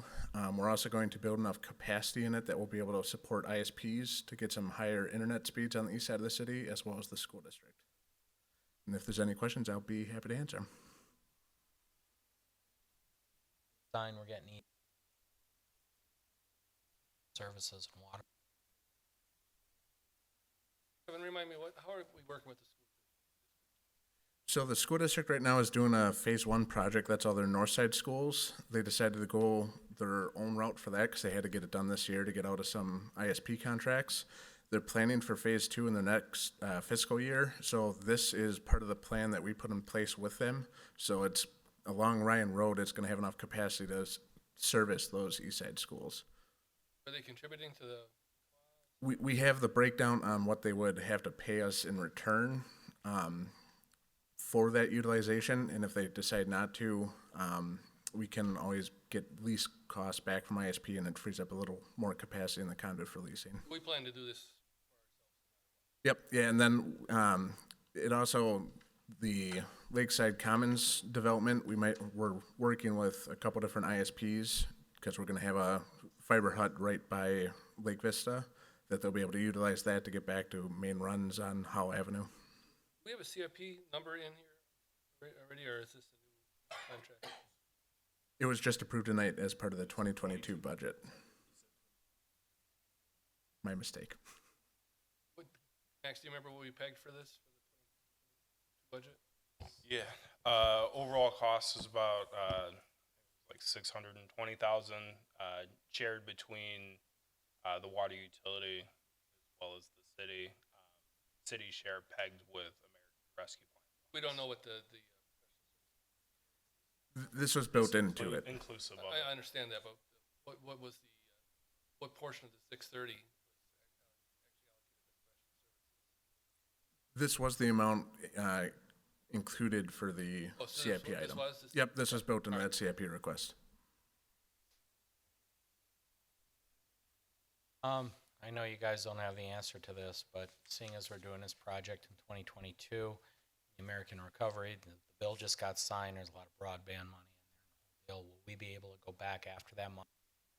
Possibly if we, So the broadband funds are kind of difficult. There's a couple different criteria that you have to meet. One of the things with the American Rescue Plan is it allows for middle mile instead of last mile. So the middle mile makes it that we can have ISPs utilize our conduit to get to a central hub in the neighborhood, and then we don't have to provide the last mile, which is from that central hub to the home or to the business. So that's why we're able to use this, and it's up in the air yet what the broadband funds are in the next. nothing else? Gail, move to enter into a professional services agreement at a cost of $106,470.46 with Multimedia Communications and Engineering, Inc. for professional services to provide engineering and project management of the city's east side fiber optic network expansion. Guzekowski, second. Roll call. Alderman Gale. Aye. Guzekowski. Aye. Kirkowski. Aye. Lorik. Aye. Dukenyak. Toman. Aye. And item 16 is Public Works, and it's consideration of a motion to purchase a new 2021 International plow truck from Lakeside International, amount of $173,298. And we have Ted with us tonight. Thank you. Actually, this would be a purchase that we would do after the start of the fiscal year. This would be in the 2022 budget for capital equipment. We started looking at some of this stuff for the last 2 years. We've actually purchased Peterbilts, and when we started looking around, and we've been very happy with those. And we do have a number of internationals, but when we started looking around, actually Peterbilt told us that they would not be making any of the 5-ton trucks this coming year because of supply chain issues and stuff like that. And they were going to focus more on semi-trucks. So that wasn't even an option. And we started talking to some of the other manufacturers, and some of the lead times were just so incredible. It was unbelievable. In addition to that, they didn't know what their prices were going to be looking like as time went on. So we were lucky enough to stumble upon this vehicle that was kind of left over from last year, and it's set up exactly the way that we typically have set ours up. We were happy to see that we had some problems with some of the international motors in the past. This one has a Cummins diesel in it, so we were actually pretty pleased about that because we didn't want to run into any of the problems with some of the motors that international was struggling with. We thought we would jump on this one because I know that I won't sit around very long. So that's why we're bringing it to you. If we were unable to buy this, my guess would be that we would be at least 16 to 20 months out waiting on a new vehicle. So. Okay. Ted, questions for Ted? Okay. Seeing none, then motion on 16 for the plow truck. Bill, move to approve the purchase of the new 2021 International plow truck from Lakeside International in the amount of $173,298. Guzekowski, second. Roll call. Alderman Guzekowski. Aye. Kirkowski. Aye. Lorik. Aye. Dukenyak. Toman. Gale. Aye. And item 17 is consideration of a motion to purchase a new 2022 International 7400 with a 25-yard Loadmaster compactor from Arnow Inc. in the amount of $191,427.50. Ted? Yeah, a little bit of a similar situation as far as wanting to move this one forward before the first of the year, and it's we're looking at some of the issues that they're going to have supplying these vehicles, and the pricing. They have almost guaranteed us that the pricing is going to go up to at least maybe possibly 10 to 15% on some of these vehicles, with some of the supply issues in that. So we wanted to actually take advantage of the pricing that is still available, and also kind of get the city of Oak Creek in line before some of these other municipalities, because other municipalities that aren't putting in their orders for these until the start of the new fiscal year, while they're going to not only see the price increase, but they're going to fall behind, and we're going to have a 2-month jump on at least the majority of the communities getting something like this. And this is actually replacing one of the garbage trucks that we had spoke about at the budget meetings. This one will be considerably larger than the two that we have currently, and and it's actually made for doing more of the stuff that we are doing, which is kind of like a mobile dumpster at the recycle yard, and for going out and doing special pickups for the community and that. Right now, just got single axle trucks, and and those are more made for tipping garbage cans into, is really what they're made for, and we're crunching up credenzas and sofas and everything else. So this will actually be a little bit more applicable to what we're using the vehicle for. Questions for Ted on the compactor? On motion. Guzekowski makes a motion that the common council concur with the recommendation of Public Works Director and approve the purchase of the 2022 International 7400 with a 25-yard Loadmaster compactor from R Now Incorporated in the amount of $191,427.50.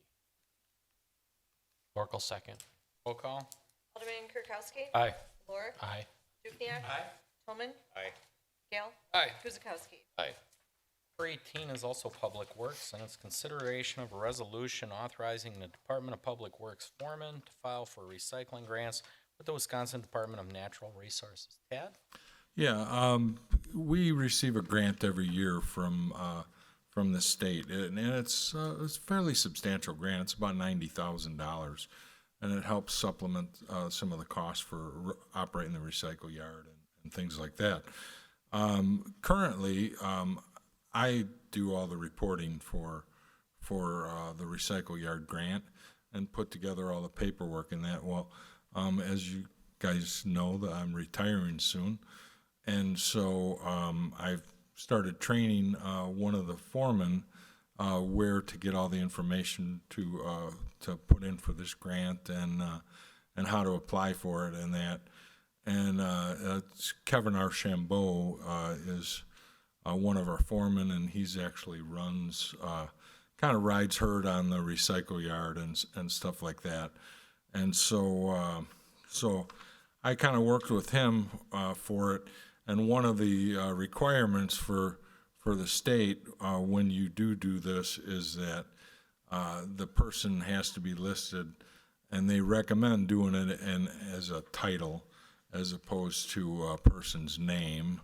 So currently it's set up so that I can do it, but Kevin cannot because his title is a Public Works foreman. So in the future, if the Public Works Director or Assistant Director or whomever decides that maybe they didn't want this other it would be as simple as just bringing the resolution back to the council and have them update it, and it gets sent back to basically to the state, to the DNR, and it's not really a big issue for that.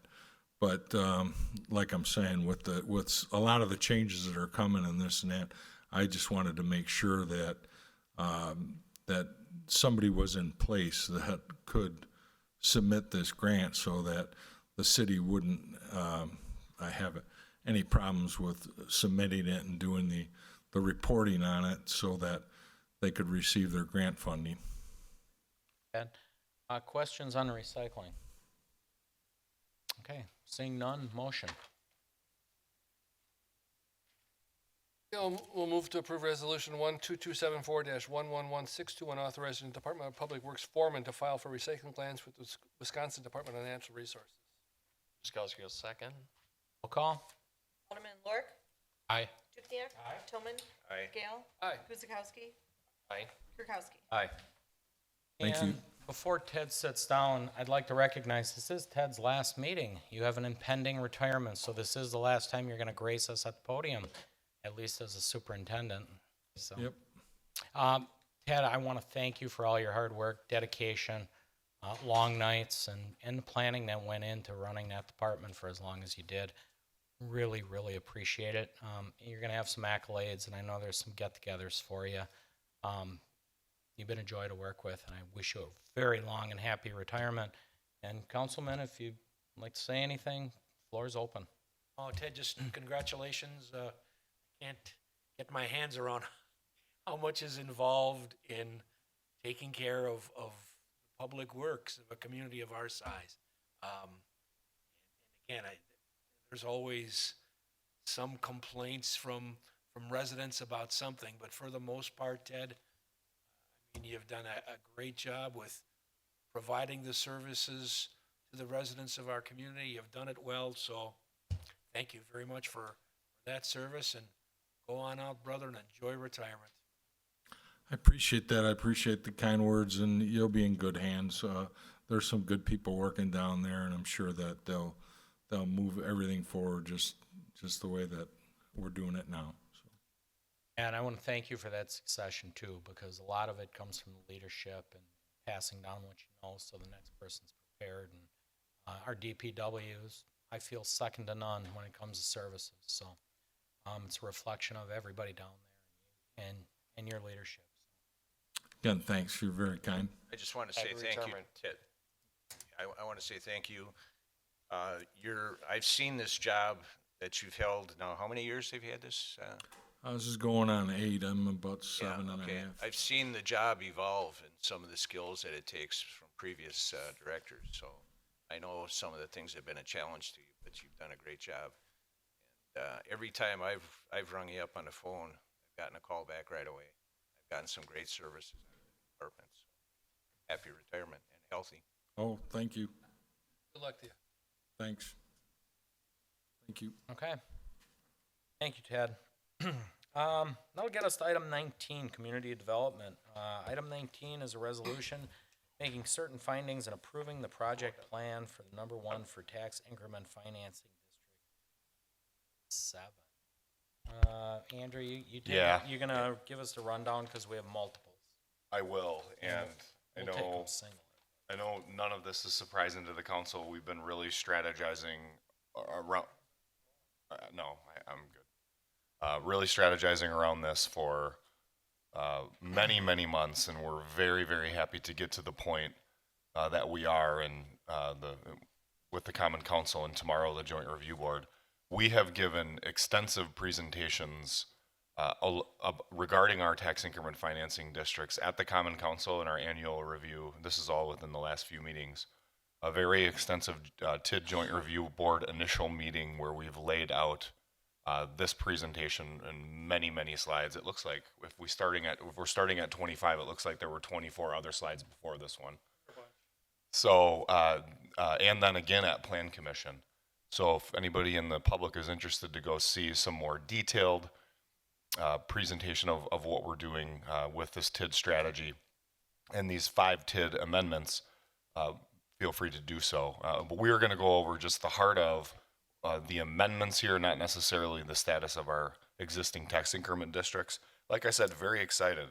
I mean, if you look at, if this is passed by the Common Council this evening and ultimately survives and is approved by the Joint Review Board tomorrow, you know, this strategy, this financial impact of this decision ranks up there with the difficult decisions that this council and other councils have made in the last decade or more. And that's stuff like the Drexel Avenue interchange. That's creating the Drexel Town Square tax increment district. That's relocating City Hall.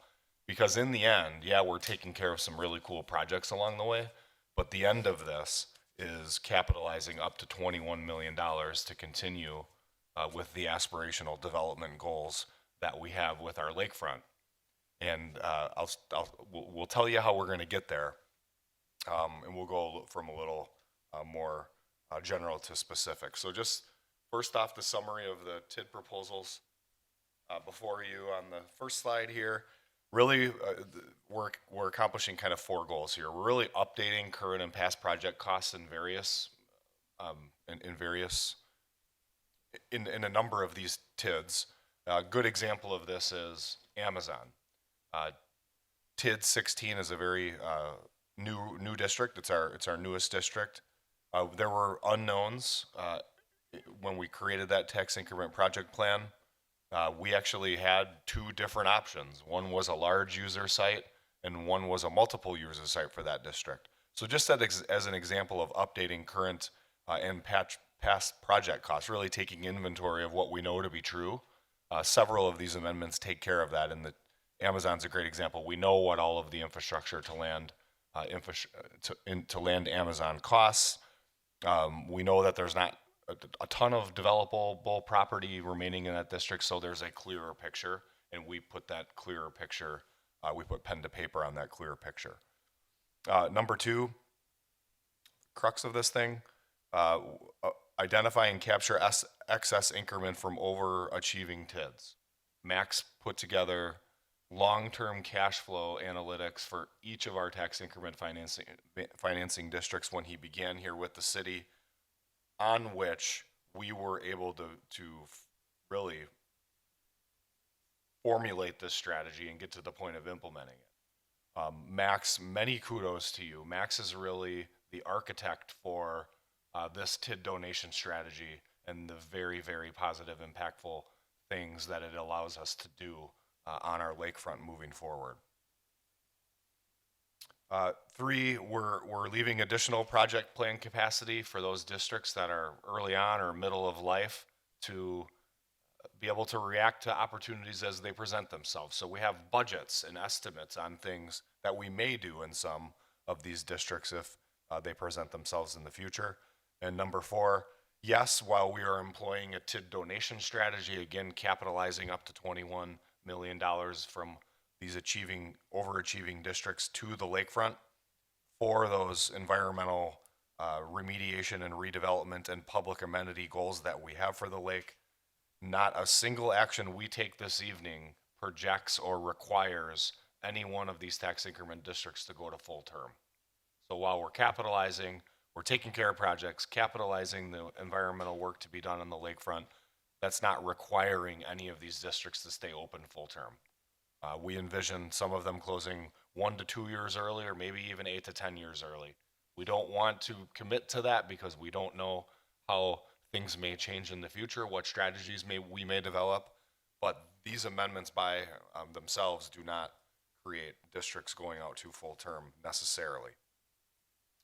So some of the larger projects associated with the 5 TID amendments, council's well aware, the public should be well aware, we're under contract right now for 2 strategic development properties in the city, one being the remnant piece of the former Peter Cooper property on the city's North Bluff, one other one being the plus or minus 14 and a half acres in Oakview Business Park Lot 1, which is the hard corner of Oakwood and Howell Avenue, very strategic for that business park. The city, excuse me, and these amendments allow for financial wherewithal to arrive at a potential partnership on the land, the 25 acres to the south of that Lot 1. So this allows for us, in the end, if that partnership doesn't yield a development, allows the city to also acquire that property, and we are in the process of formulating and finalizing what that relationship looks like with that partner.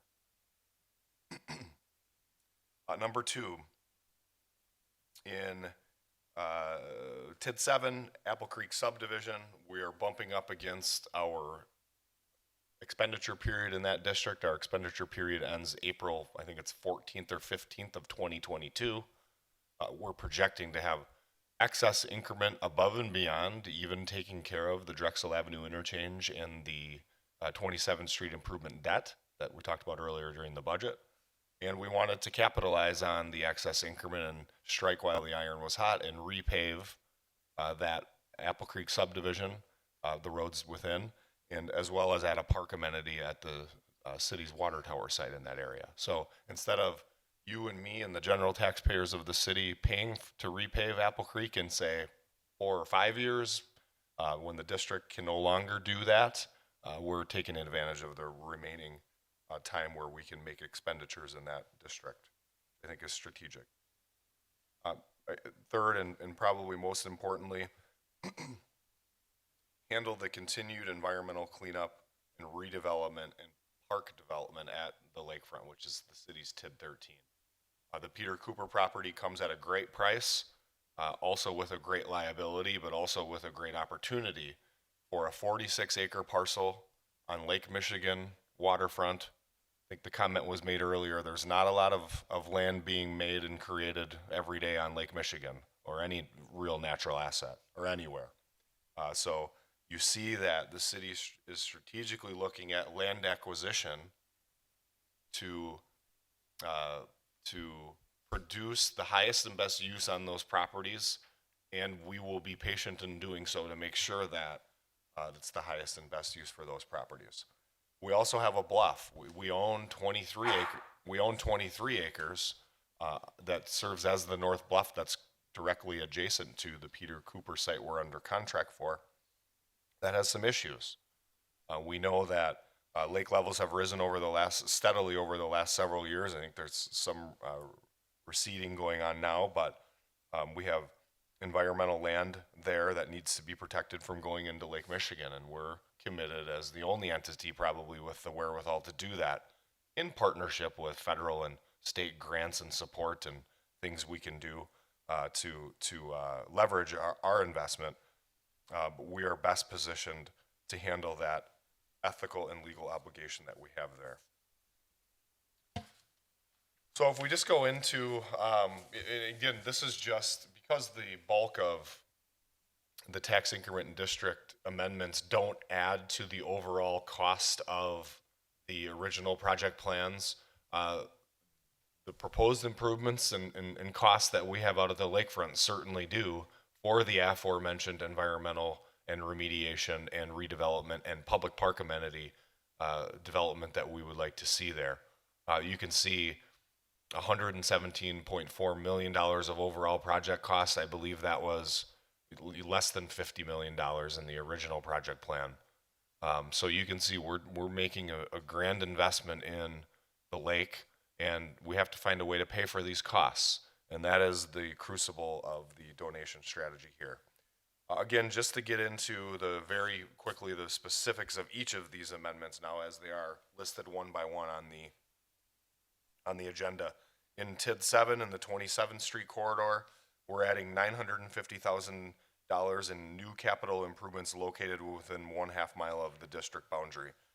That district was one of the few, perhaps it was the way we did things in our earlier districts, did not have our 1/2 mile qualifier where within 1/2 mile of the boundary of the district you could do expenditures for, say, road improvements or infrastructure.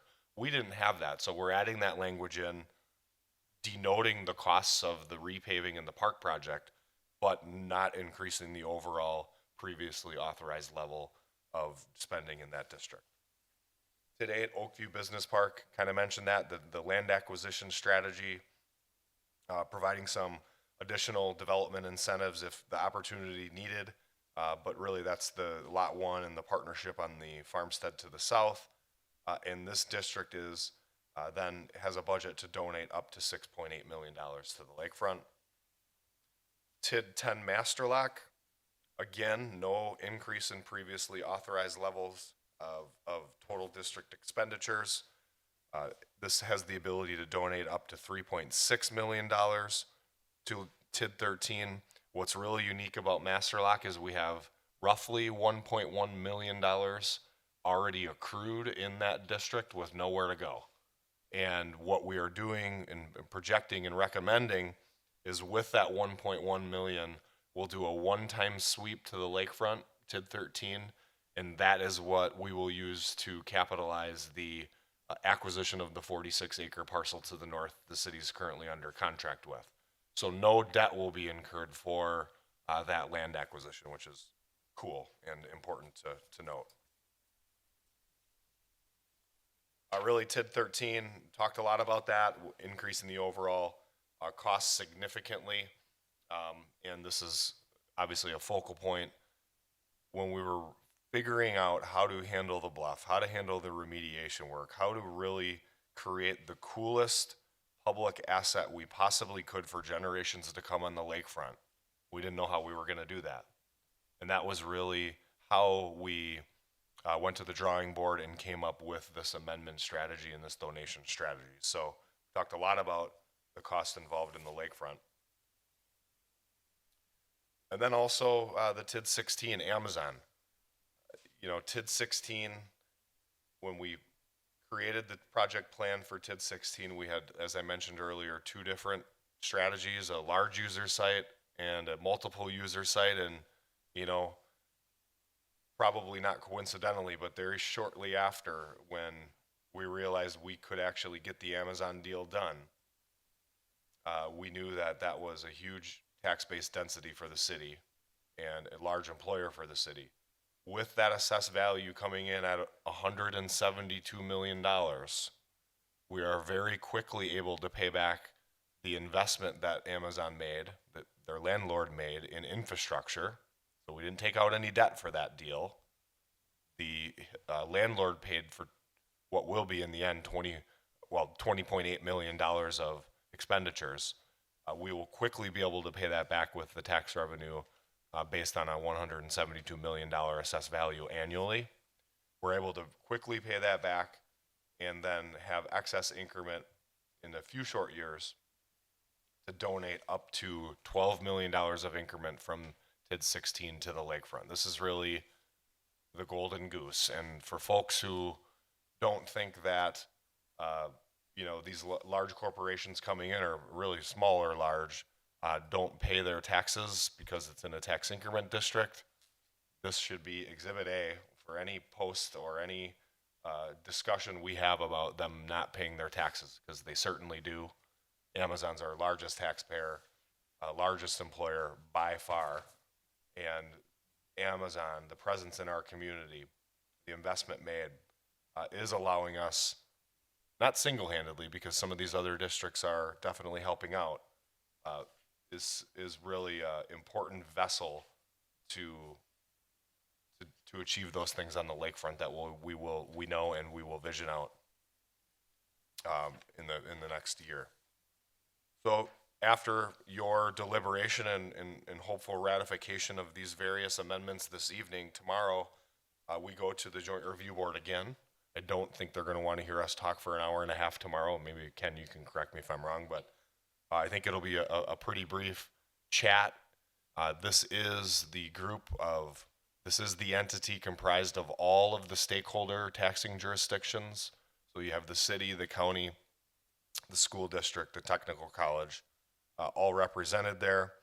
And if they approve these similar resolutions tomorrow, we have this strategy in place after we do some reporting with the DOR.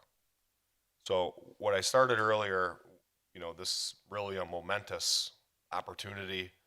We've been working on this for months, and for the members out in the community that may review this or are watching, the question I pose to the council is, you know, would we want, if we had other options, would we want our taxpayers, you and I and our neighbors, to have to find a way in our general budgeting, our general tax levy of the city, to pay for these very, very large but necessary projects at the lakefront?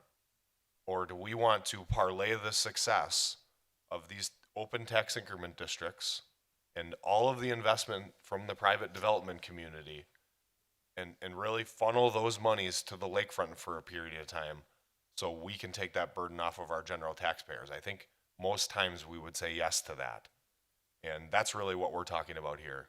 The successful development in the community, the investment from the private sector, creating that tax base and those jobs and those cool things that we have are really helping us and enabling us to do things that seemed 6 months ago, it was mind-numbing as to how we were going to wrap our heads around all of the work that needed to be done on the lake to make it what we want it to be. So with that, I don't know if Doug or Max or Mike had anything to add, but you know, this is the vessel to get some things done here, and I thank you all for contributing to this TID amendment process to get us to the point of at least the council considering the strategy. Any questions on the brief presentation? Yeah, just Go ahead, Ken. thank you, Mayor, and Andrew and Max, and you guys really deserve a ton of credit over the vision and insightfulness in terms of your planning in this process. Really, is going to deliver an asset to the community that generations, and Mike Tolman will appreciate for decades to come. So it allows this council to look smart and be very strategic in our decision making in terms of really delivering for the community. Yeah, well said, Ken. You know, it was informational at the JRB last time, but the consensus and tone was very supportive of the fact that investing in the community and bringing in an asset like this would be incredibly positive. So I don't expect much issue tomorrow, to be perfectly honest, but I guess, you know, we'll see. But we really do appreciate the effort and the forethought that went into this process. I tease, but I mean, it's very transparent, and you guys have worked very hard on this. And again, this is enabling the city to move forward. This is really an investment plan. This is a result of really good financial decisions early on with these TIFs that are allowing us this flexibility to continue to move forward in very difficult times. That this is just, I don't think people realize how big this is. This is really a big part of Oak Creek.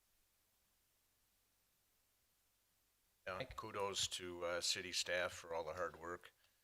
To construct something like this over this period of time that you got it done was incredible. So thank you very much, and kudos to the lakefront. This is legacy stuff we're looking at. Very much, and you know, it really speaks to the success of the city of Oak Creek and the staff on these TIFs. You know, we get accused sometimes, oh, you're always opening up TIFs. There's reasons for this, and this allows us to be able to pull certain levers to move forward and remediate land that needs to be done and open up development and continue to grow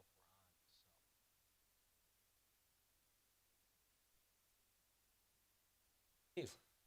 I just want to again compliment Max and Andrew and everybody else involved. I don't have the, shall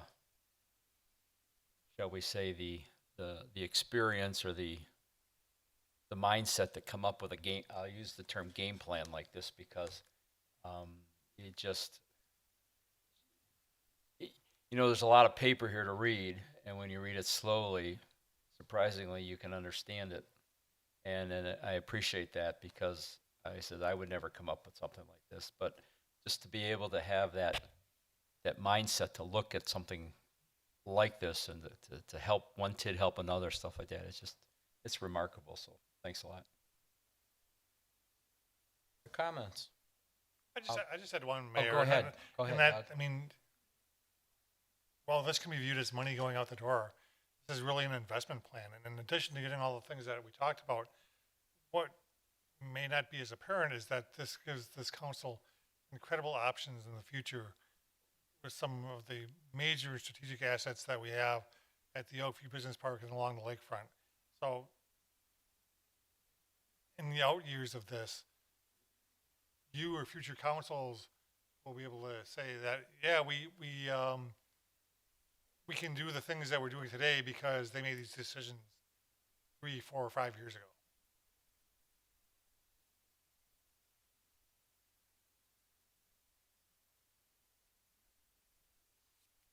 Probably not enough has been said, I should say, but just great work. Just really great work. So we will take each of these on over them. So if there's any last questions, if not, I'll ask you to take them individually. Roll call each, please. Starting with 19. Motion.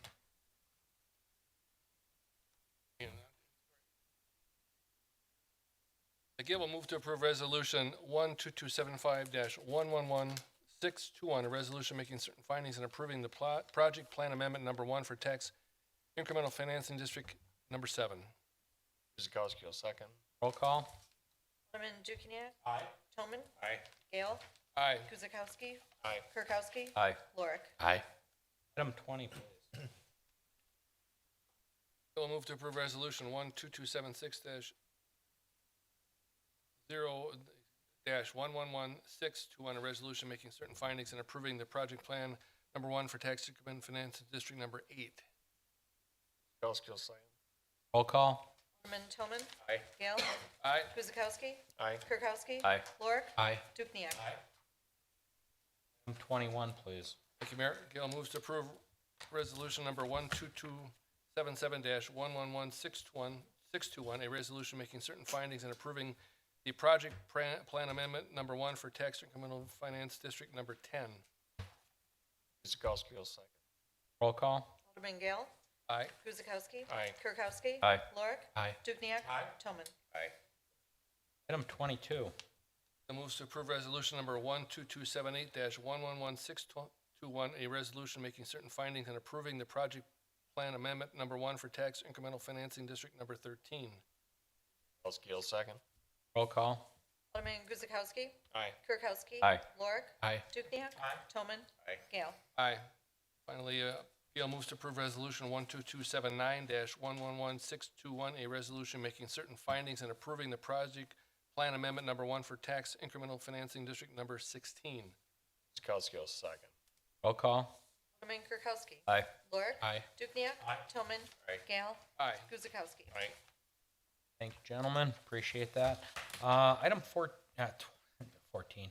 24 is the License Committee, and I will turn that over to Alderman Kirkowski. Thank you, Mayor. I trust everybody's had an opportunity to review the License Committee report in the for tonight's meeting. I will note that item number 4, if you're wondering what that business is, that's where the 3 Cellars building is. Okay. In case you're wondering, what's there. Is it a restaurant or Because we didn't have a License Committee meeting to explain what this is, everything must have gone through okay, and so it's simply granting this license. Had there been any issues, we would have had a meeting and I could have given you more information. Any other questions, cares, or concerns? Okay, Kirkowski make a motion to grant the various license requests as listed on the November 16, 2021 License Committee report. Second. Roll call. Alderman Lorik. Aye. Dukenyak. Toman. Aye. Gale. Aye. Guzekowski. Aye. Kirkowski. Aye. And item 25 is consideration of a motion to approve the November 10th, 2021 vendor summary report. Please look it over, and floor is open for questions or comments on any of the items.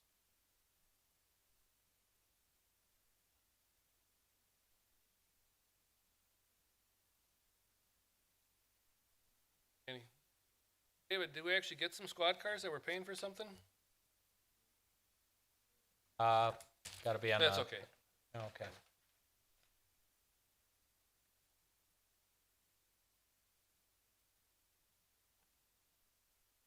Okay, if there's no, oh yes, go ahead, Rich. $16,000 to $17,000 payment to Traditions Lighting. Is that going to be for the That is for Light to Square, yes. Yep, that is half the payment for it. Yes. We have no sponsor this year, so if anybody wants to sponsor, please give me a call. We'd appreciate that.